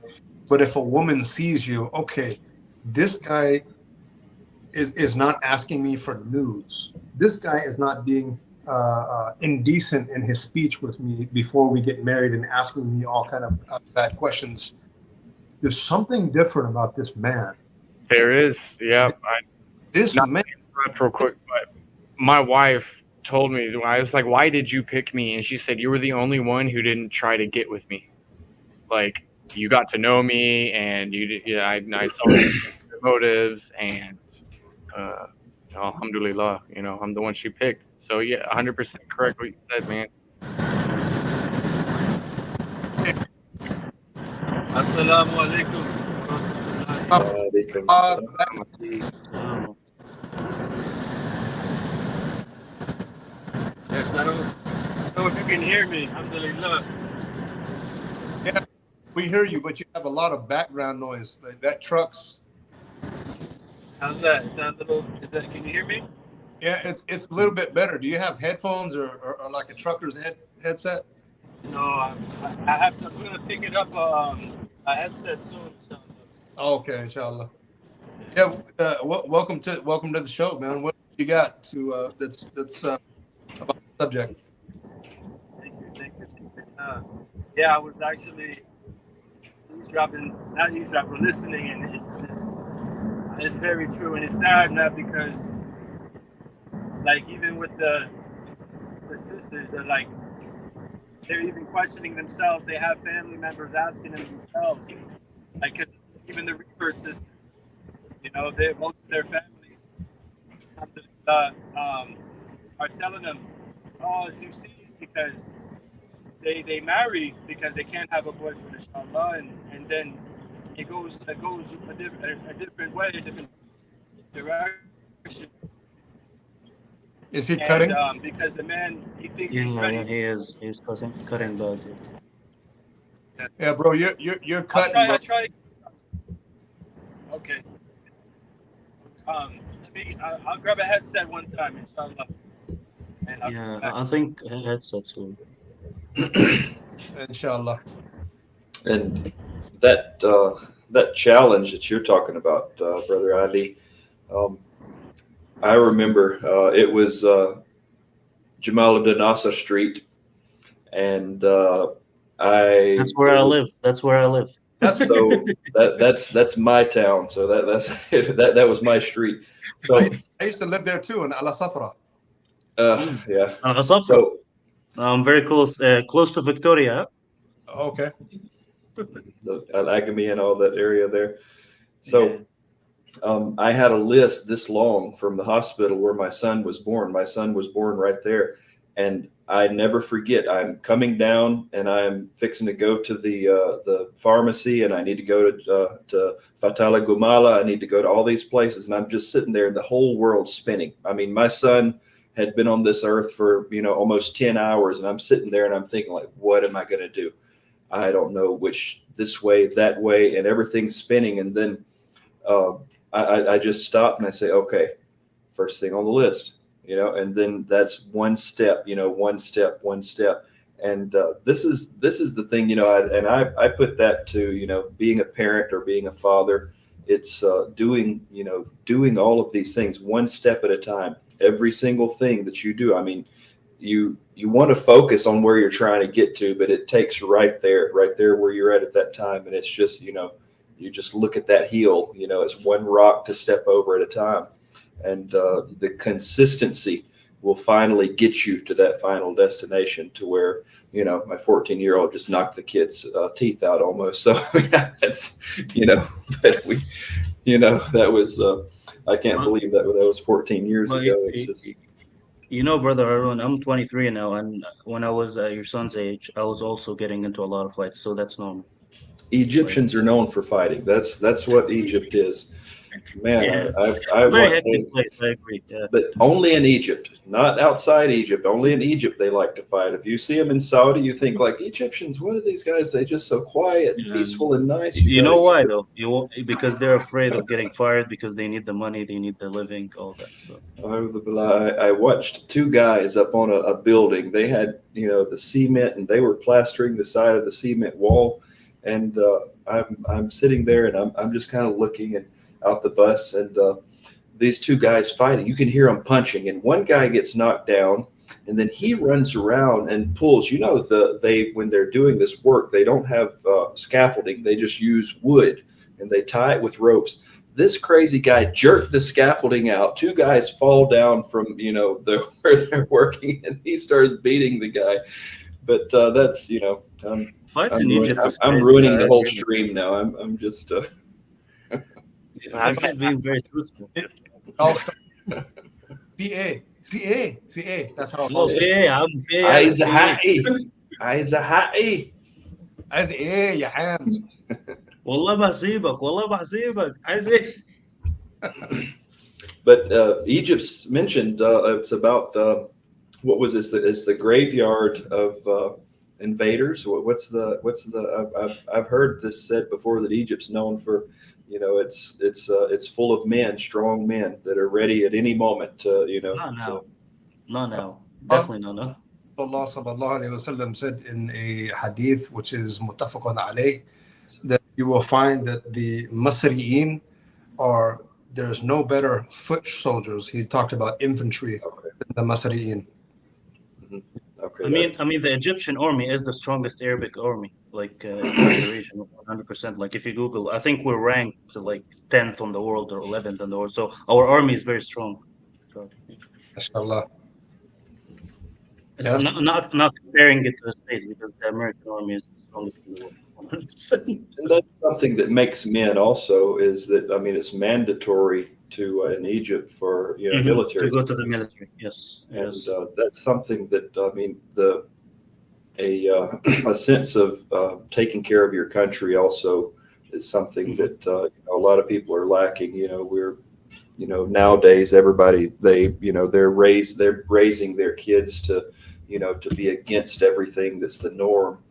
And that's one of the things that sometimes you need, that a little bit of conformity. You need to be taught, this is what you need to do. This is how you work, and this is how you have pride for where you live. Yeah. Ahmed, what do you think? You've been quiet for a minute, man. Oh, I'm listening. I'm listening and learning a lot. I mean, You should I be have, in because OU beat Nebraska 49-14. yeah, man. Maybe I should start watching football again. I don't know. I think any man should have a healthy relationship with violence. It, uh, Martial arts training, weapons training, having the capability To to defend yourself to defend yourself, to defend your loved ones, all the time. people around you. Like it's a necessary thing for a man Yeah. because I mean, then if you can't do that basic, that's like a basic need for the man. Then I mean, what? So I don't know. You see a lot of people walking around today. They say a lot of things. And there's a lot of Have you ever been punched in the mouth? I think if you've been punched in the mouth before, you probably wouldn't be talking like that. yeah, You know, exactly. it's today's day and age. I met half of my friends I've met in fist fights. So I mean, usually against each other, and then dust each other off, and then by the end of the day, you don't even remember why you was fighting. Probably something stupid, and it builds character. Um, it it helps not be as stressed out in a confrontational situation because like the worst time to learn what it feels like to get punched in the face is in the middle of a fight. That's not when you should know what that feels like, and then it's gonna shoot your nerves, and then That's I true. mean, And the easiest way to win the fight is you have to punch first. I've noticed that. You That's have to Cobra. punch. That's the Cobra. Strike first, strike hard. Mercy. Yeah, that's what I do all the time. typically, statistically, you win. But I want to say something. I made oh man, it was a week ago or something. I made a Twitter. I made a tweet where there was this kid, man. He couldn't be more than 9 years old, and he had this. He was a boxer. His dad has taught him how to box. You can find a Twitter page, and he's had this little bar that swings around and and he ducks and he's moving and dipping the thing that comes around the metal thing. And it's about his business, man. And he's just slipping. And I said to my wife, I said, here is a little boy that testosterone is about to course through his body.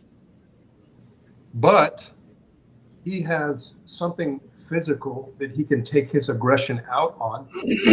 That's right. Or hitting a heavy bag, or whatever, speed bag. What he's gonna be a very, very calm man. And this is what Harun ties into what Harun says, a man is not somebody that says, I'm a man, a man is calm, and a man who understands his masculinity saves his masculinity or his energy to fight when there is no other option. There's no, hey man, let's just go home. Nobody wants to go to jail. Nobody wants to lose their teeth. Bro, let's just walk away, man.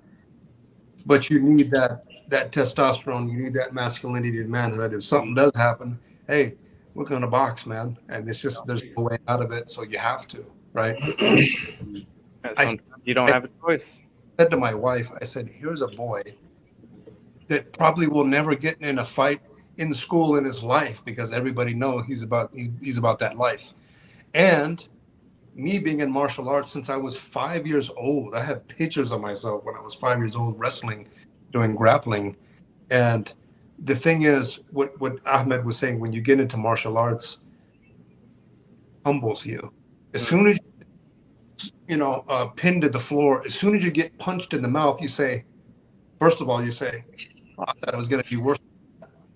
And you keep on, you punch in the mouth and you get punched in the mouth more. And you think, okay, it's really not that bad.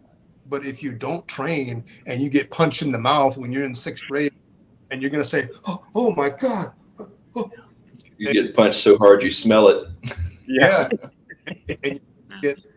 and something happens to a little boy at that age. He says, he admits, he powers, and he and he loses self confidence in himself.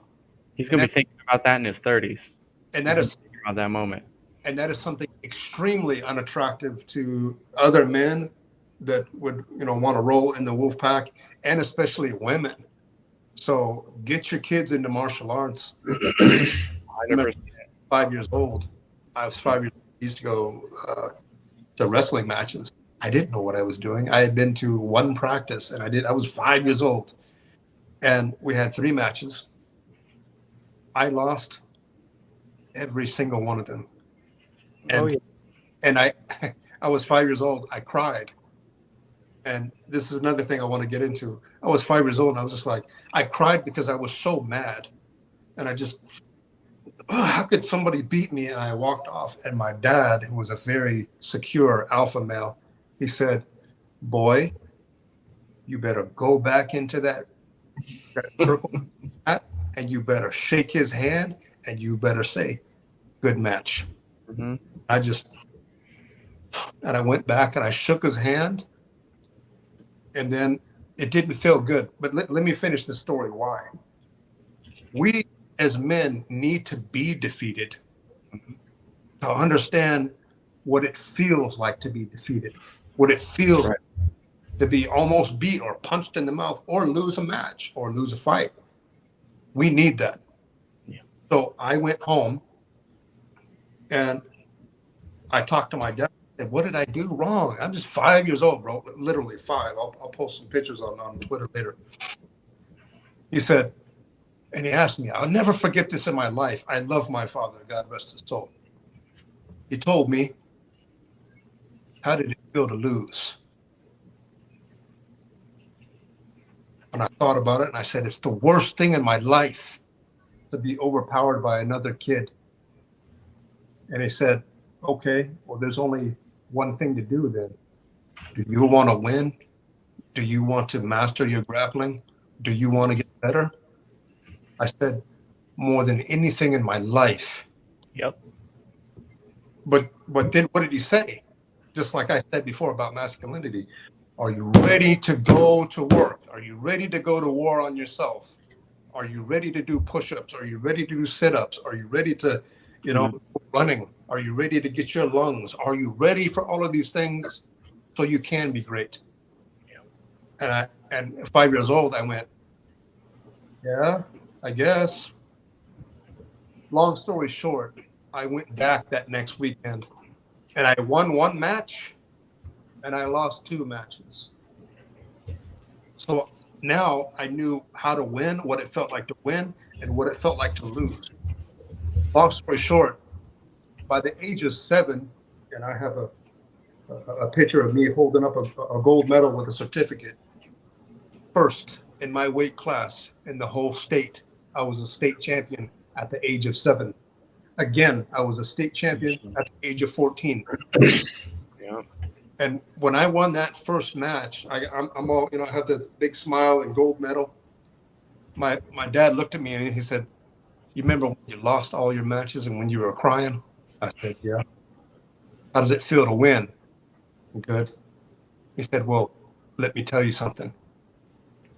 Now that you've won, now that you're a state champion, don't get comfortable because people that lost to you are coming for you next year. Oh, yeah. Yep. So if you want to stay on the top, you got to, and this is what I always say, you have to live outside of your comfort. You can't get comfortable with anything. Men, we strive and we struggle every single day of our life, every moment sometimes it feels like. Stay on the top. You can lay down if you want. Hey, no women are going to be attracted to you in the first place, right? They're attracted to men that struggle and they're strong. Mm-hmm. I didn't mean to go on a tangent, but that's kind of like what I'm talking about. If you want to stay on the top, you got to remember when you were on the bottom and you lost. If you want to maintain that masculinity, you think the war on yourself ends? It ends when they bury you in the ground, man. Work's never done. Yeah. I think this story should be turned into a movie. 100%. I started training Brazilian Jiu-Jitsu in the first 6 months. It was just me getting my butt kicked over and over and over again. And then at the end of that 6 months, I'm like, okay, I tapped out 3 times in that bout. So next time, I'm only gonna get tapped out twice. Next time, I'm only gonna get tapped out once. And then I hit my first submission, and I was like, what? Like, yeah. And if I hadn't stuck it through, it never would have occurred. And yeah, it's, My So I dad think. was a Go Go ahead, ahead. please. Yeah. My dad was a Golden Glove boxer, and so we weren't allowed to do it, in competition or anything because of what he went through. And for him, like if we were to have a problem, me and my brother, we'd had put on. I can't remember the weight of the gloves, but I just remember they were too heavy for me to get up and hit my brother. My brother was 6 years older than me, so I knew how to take a punch. I knew how to just handle it and take it. And that's something that getting beat, that's a thing that people don't understand. Like you're not always going to be on top. So you can but what you need to teach, like, is people jump around so much in their careers nowadays. No one understands what it is to be a provider and to actually to be dedicated to something and to work.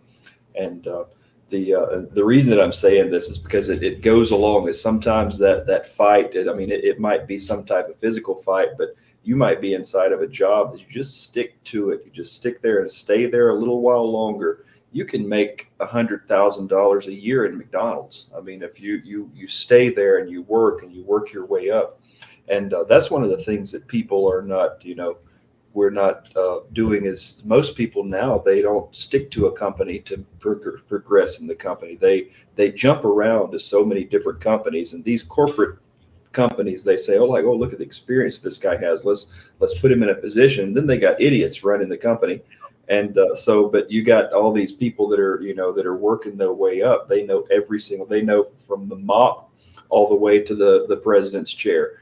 That's one of the things that I think is kind of the downfall, is that we were looking so long at they have to have a bachelor's degree, they have to have this thing, and that's not always the one that is able to run the company the best is the one that has the biggest degree. It's the one that knows the runnings of the company, and that's something I believe that we need to teach our kids and teach our men, is to stay, what you were saying, stick to it, do those sit-ups, do those push-ups, and just keep winning battle after battle until you win that war.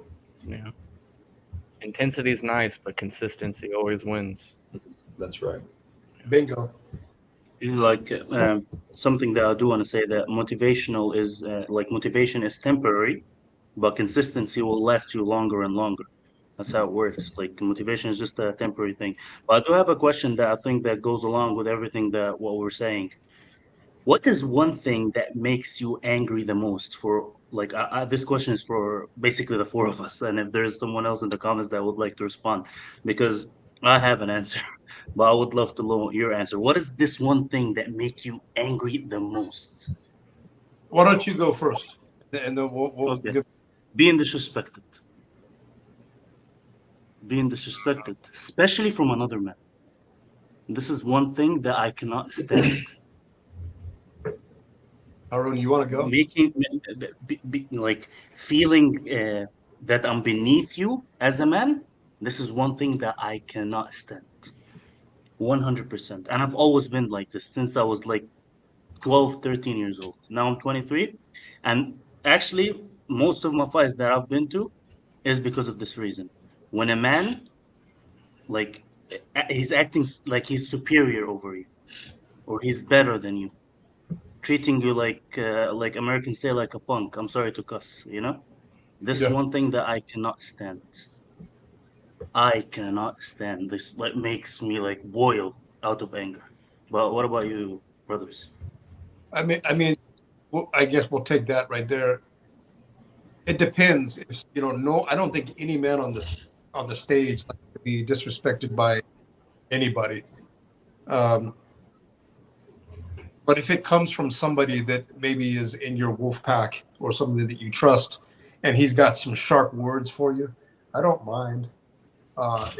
If it's towards me, but if somebody's treating me lower than them, yeah, I think everybody would take offense to that. But I would say for me, the thing that makes me angry the most is probably people that just don't know their lanes, like genders, Mhm. women trying to fight their own fitra, men trying to Oh fight God, yeah. the fitra, Yeah. the responsibility, Women that act like men. Oh my God. Oh my God. and men that act like women or totally Hmm. and don't Hmm. maintain their family. That that probably Um, upsets me the most. Because why are you fighting who you are?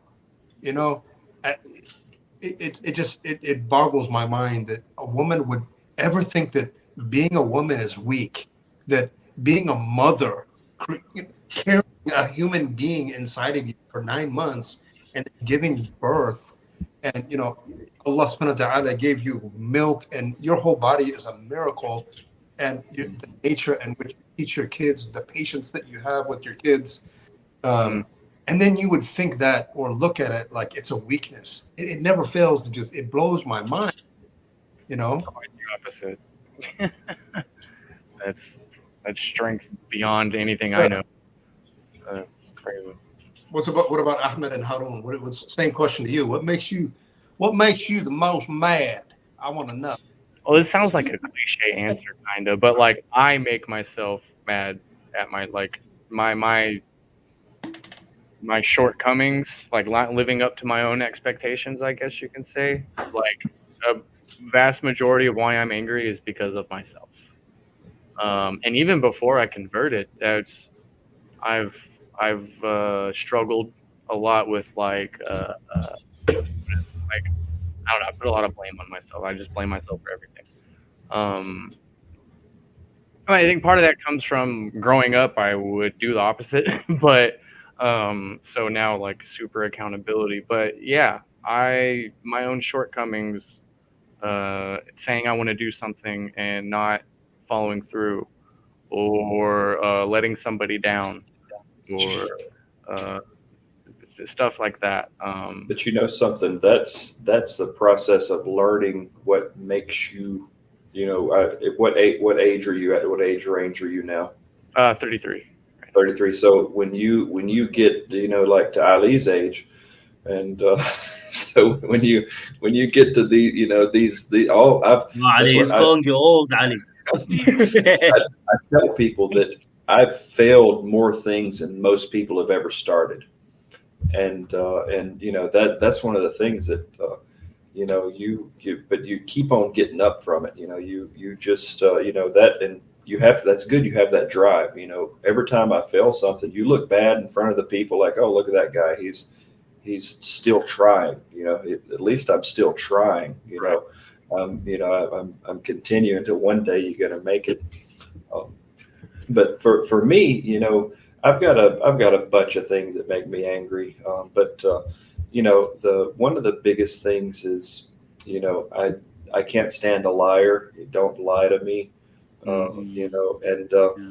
I've I've had a lot of you know things that happened to me in the past because certain people were they had the upper hand on me, like, so that gives me, like, when I see someone that's down on their luck and someone abuses them, that's one of the things that I just can't tolerate. I don't like weak people to be abused by people that are smarter or people that are richer or people, because I've so many thousands upon thousands of dollars that I've worked for. I've done jobs for people, and just because they were wealthy and because they had better lawyers and better legal counsel, they just say, "Oh, I'm not going to pay you any more of the last payments, after you finish." So these things have taught me, like, if I ever see someone weaker than me getting abused, I have to jump in and do something about it. That's one of the things that I've always done.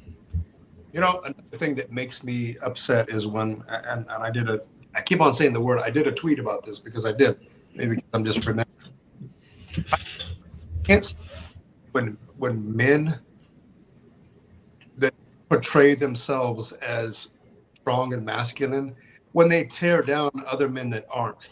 I can't stand that because Yeah. real men that understand their masculinity, they help people. They want to mentor younger men than them, because wouldn't you want somebody to mentor you and you out of the path that you were going once in your life?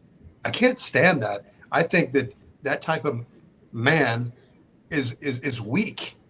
Mhm. Mhm. If That's you don't want to help your look. I've had conversations with a 23-year-old, not you, but another man that called me, or he texted me. He texted me when he was in the hotel with his wife. He was got married for the first time. He felt mortified to call his father to have that talk, and his father never gave him the talk. He Oh was my God. Ali. I'm literally in the room. I don't know what to do. I'm about to take her out to dinner, and then I just so That's crazy. I had to give him the talk where the honor should have rested with his father to say, "Look, son, Mhm.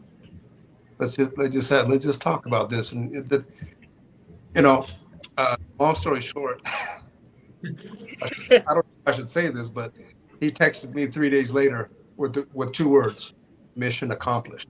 And I was like, "Right on, man, right on." Alhamdulillah. But the thing is, why why did he contact me? Is because he trusted. He knew Yep. that the real look, man. I'm glad, first of all, that you trusted me to put yourself in a kind of weird, vulnerable position. But I'm here to, He knows that you're not gonna mock him. He knows that you're not gonna like make fun of him. He knows that, so that's why he contacted you. yeah, no way. So, yeah, we just need to be having, look, man, we need to be having more. My dad was very hands on. He was very, take me camping and fishing. And it seemed like he always had something to say, whether it was a positive or negative that happened in my life. There was always something that he would extrapolate. There was a lesson inside of that. Oh, well, now you know not what to do, and now you know why this happened, and now, and like Harun was saying, when you make mistakes, um, at least you get up and you still try. You don't have to be defeatist. And another thing that Ahmed said is, what I got from it is he holds himself to account, and this is a sign of masculinity to for a man to hold himself to account on a daily basis. But Ahmed, I know that you're 33 years old, but here's a bit of advice: don't be too hard on yourself. A little bit of a pat on the back, and hey, but I'm leveling up. I'm going to get there. You know. Yeah, my wife's trying to teach me that too. She's like, you gotta realize where you came from and where you're at, and like see how different. I was like, yeah, that's a really good point. Stuff That's with right. even 2 years ago, I mean, completely different. So Yeah. yeah, being aware of that is always helpful. And the thing is, you'll evolve. I'm 58. I'm 50 years old, and I always say that if I, because as men we think I got a pretty good handle on what's going on. I understand. I got a good, feel of what's going on in my life and what I need to be doing. But let me tell you something that's real. I'm 50 years old right now. If I had it, and I thought I was pretty well off when I was 35 years old in knowledge, and masculinity. And I always say, if I would have met my 35-year-old self, we would have been fighting. I would have been fighting. I would have been like, you are an idiot. You don't know anything. You don't know anything. You're a complete moron. You think you know a lot of things, but you don't. And you have a lot more to learn. And that's why I say, as men, we need to take lessons every day. And being a man is being, look at Harun. He's a humble brother. Ahmed, my brother Ahmed, is humble. We don't need to be aggressive towards each other. We don't need to square off with each other and belittle each other. Everybody on this platform and in this room understands masculinity, I think. And we just really need to be better. Brother, I just wanted to throw one question, if you don't mind. Yeah, this if you just said now, because this is really also I recall my my younghood, and because I'm maybe a bit older than you, but when I recall those days, I said, okay, now I missed a lot of things and I made a lot of wrong decisions, or the trial and error, since I didn't have the forecasting or the projecting capabilities or skill set that time. So if you would like to roll back and to avoid those, how to say, these fault, those mistakes, or those, how to say, unwise decisions, I'm not asking everyone to do it now, or because it's already done, it's already gone. But if we want to reproduce the good the how to say, the more accurate path, or the more right decisions in our kids' life, how to implant it in our kids' life wisely and non-dominantly, but I mean in the way that it will be, how to say, it's in the wise way that will not force things on the kids, but in the same times also it will avoid what the shortfalls, or the unwise decisions we made in our life. One of the things I recall for my why I didn't stick to knowledge seeking in my younghood, I was like, I think I was sharp. I had the capabilities to learn fast and to memorize a lot of things, but I wasted in different ways, which is like cultures, languages, because I can speak more than one language, and like many things like computer and this and that. And I waste my younghood, I waste my very precious time and my fresh capabilities, mental and physical capabilities, in things away from why I didn't seek knowledge, why I didn't invest this time and efforts and mental capabilities and mental skill set in things that will last longer, strategic, than those material things that I really, and now I cannot start from. I mean, yes, there is a lot of examples of scholars. They really started late, and they are like stars in our sky. But I don't think I'm, I'm one of them, or I can be one of them. But since this lessons is really a big scar in my memory, in my how to say, regret book. So I'm thinking now, okay, if I have a kid, and alhamdulillah I have, I'm going I have to put a plan to put that kid away from the wrong decisions I have made in my life, since already he inherited some of my sharpness and my intelligence whatsoever, my skill set. I don't want to waste his life in the way I used to do, looking for the money, looking for the job, looking for the career, and that's it. And no strategic plan for the whole ummah, for the nation. So that one of the biggest thing I regret in my life, and I really wish to ask you what is yours. This is what I would say. So what the brother's asking basically is, how do you transmit to your kids lessons without being harsh or judgmental? And bro, I would say this.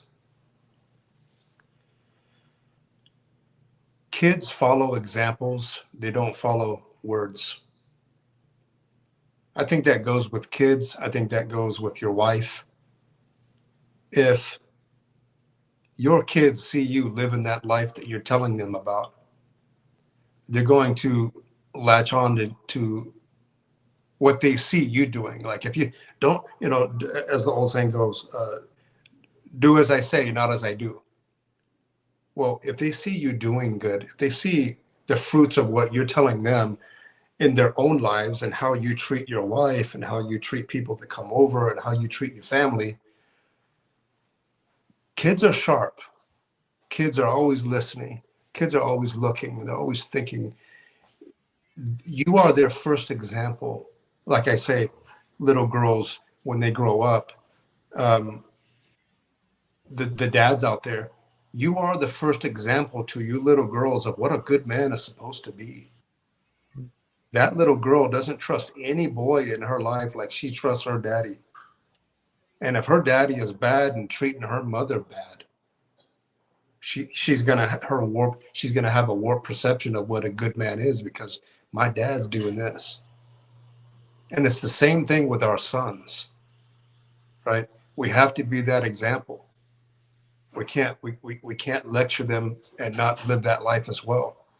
So, and I've made mistakes myself, bro. Like I've made so many mistakes, but in my life, I've always had the courage to humble myself and apologize for what I've done and try to pick up the pieces. So there's some things that you've done, brother. You're older than me.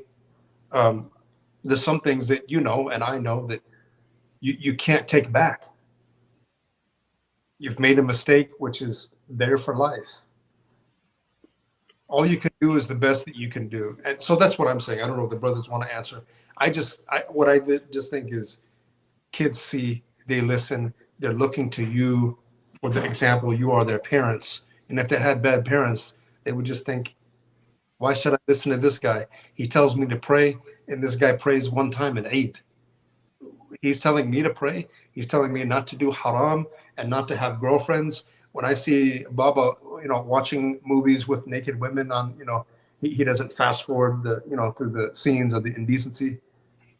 Why should he trust you? Why should he even be who you want him to be? He's not going to have any motivation to be, if you're not the example, he's just going to give up.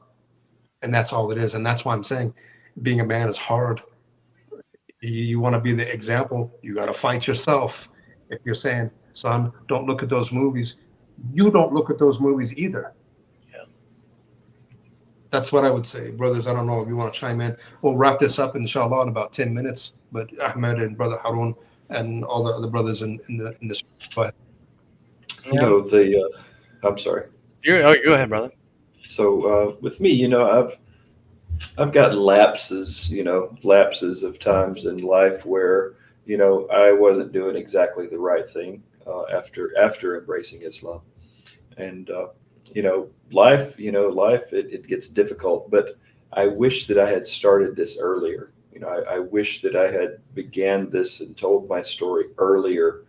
And the reason is that, I could have been so much farther in knowledge and, and I could be able to spread it more with my family and my kids. I've always been the example. I've always led by example, and there's not much, but I would have probably changed. But there are times that I wish that my kids had never seen me angry at them. Like I would have shown the proper way to have dealt with a situation.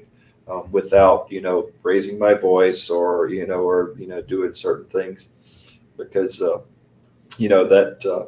that really it's one of the things that I kind of regret, that just the ways that I dealt with situations. But we all go through certain changes in life, certain chemicals in our body that we can't explain and we can't control. But that's probably one of the things that always leading by example. I've done that for my children, but sometimes when they mess up, it's not that big of a deal. It's not that huge. It was just a lamp, or it was just the house, or it was just the car, or whatever it was. And there's always a way to deal with it the right way. So that's probably some of my regrets, is just the way that I dealt with problems. Yeah, I can relate to that as well.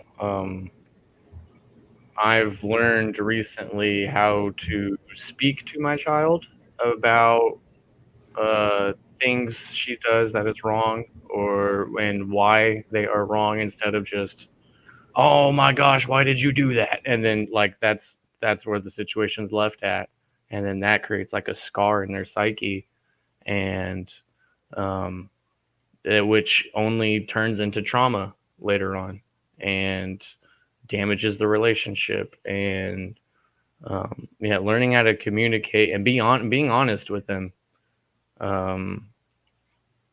was extremely beneficial. My wife laughs at me, but I talk to my 9-year-old almost like I don't talk to her like she's a kid.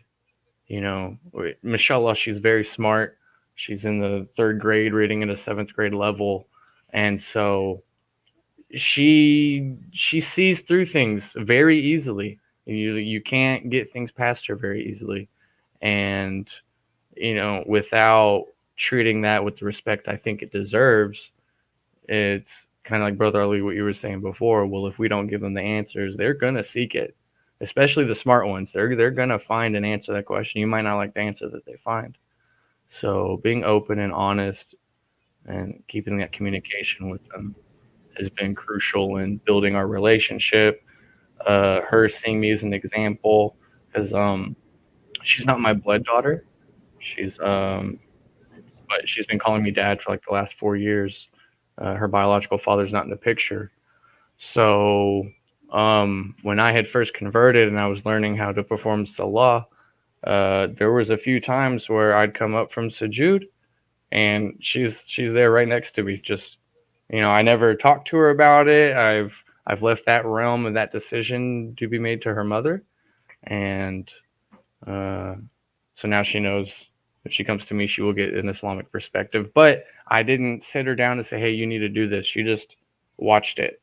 I was like, "Oh, well, I want to do that," and you say with kids, monkey see, monkey do. They definitely are little sponges.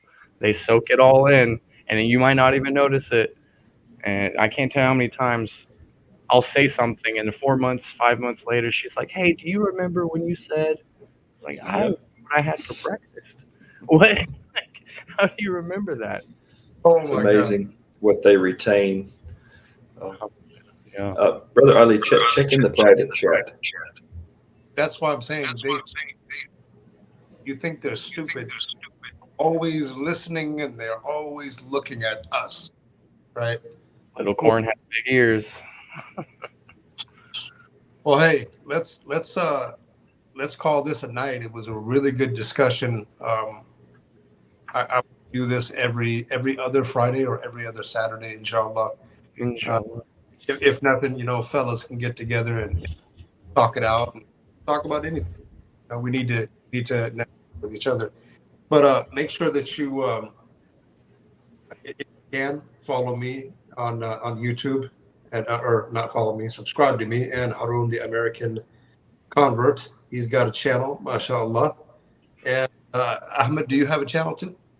No, I think there's enough 1-year converts with channels. Yeah. There's a lot I need to learn.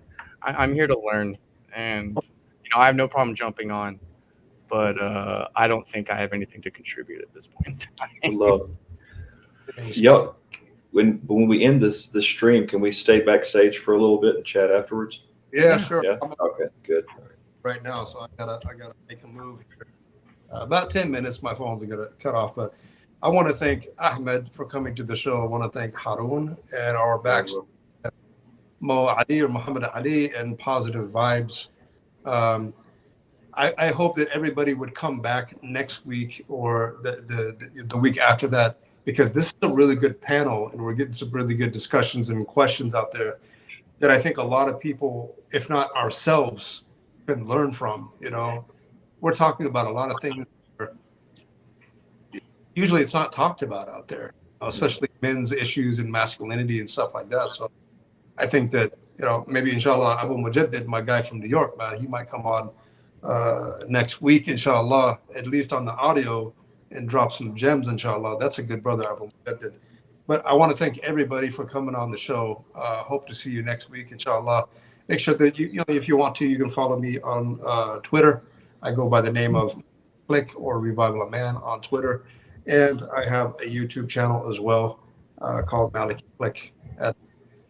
Just talk about everything that I look. I just press record and I just say what's on my mind. I don't know how to edit, and it's beautiful. That's good stuff. Yeah, you're right. That's good stuff. So I just shoot from the hip, man. I just try to be sincere and I press record. But brothers, I hope everybody in this. Can I just add one point before the stream ends, if you don't mind, Brother Ali? Sure, absolutely. Go in, man. Shoot. I'm sorry, like I know like this stream have been going for a long time, and I really appreciate you giving us the time for this amazing conversation. Sure. So I think it's even coming from a 23-year-old. I know I'm still very young, and like I don't have a lot of answers about how like you're gonna raise your kids and how they're gonna learn from the mistakes and all that about that earlier question. But I just wanted to say that. I agree with everything that you brothers said, but I think it's very crucial for us about the like when we do a mistake. I think like even for me, I think it's very crucial for us men when we do a mistake, we learn from it. Like I'm not ashamed that I did mistakes in my life.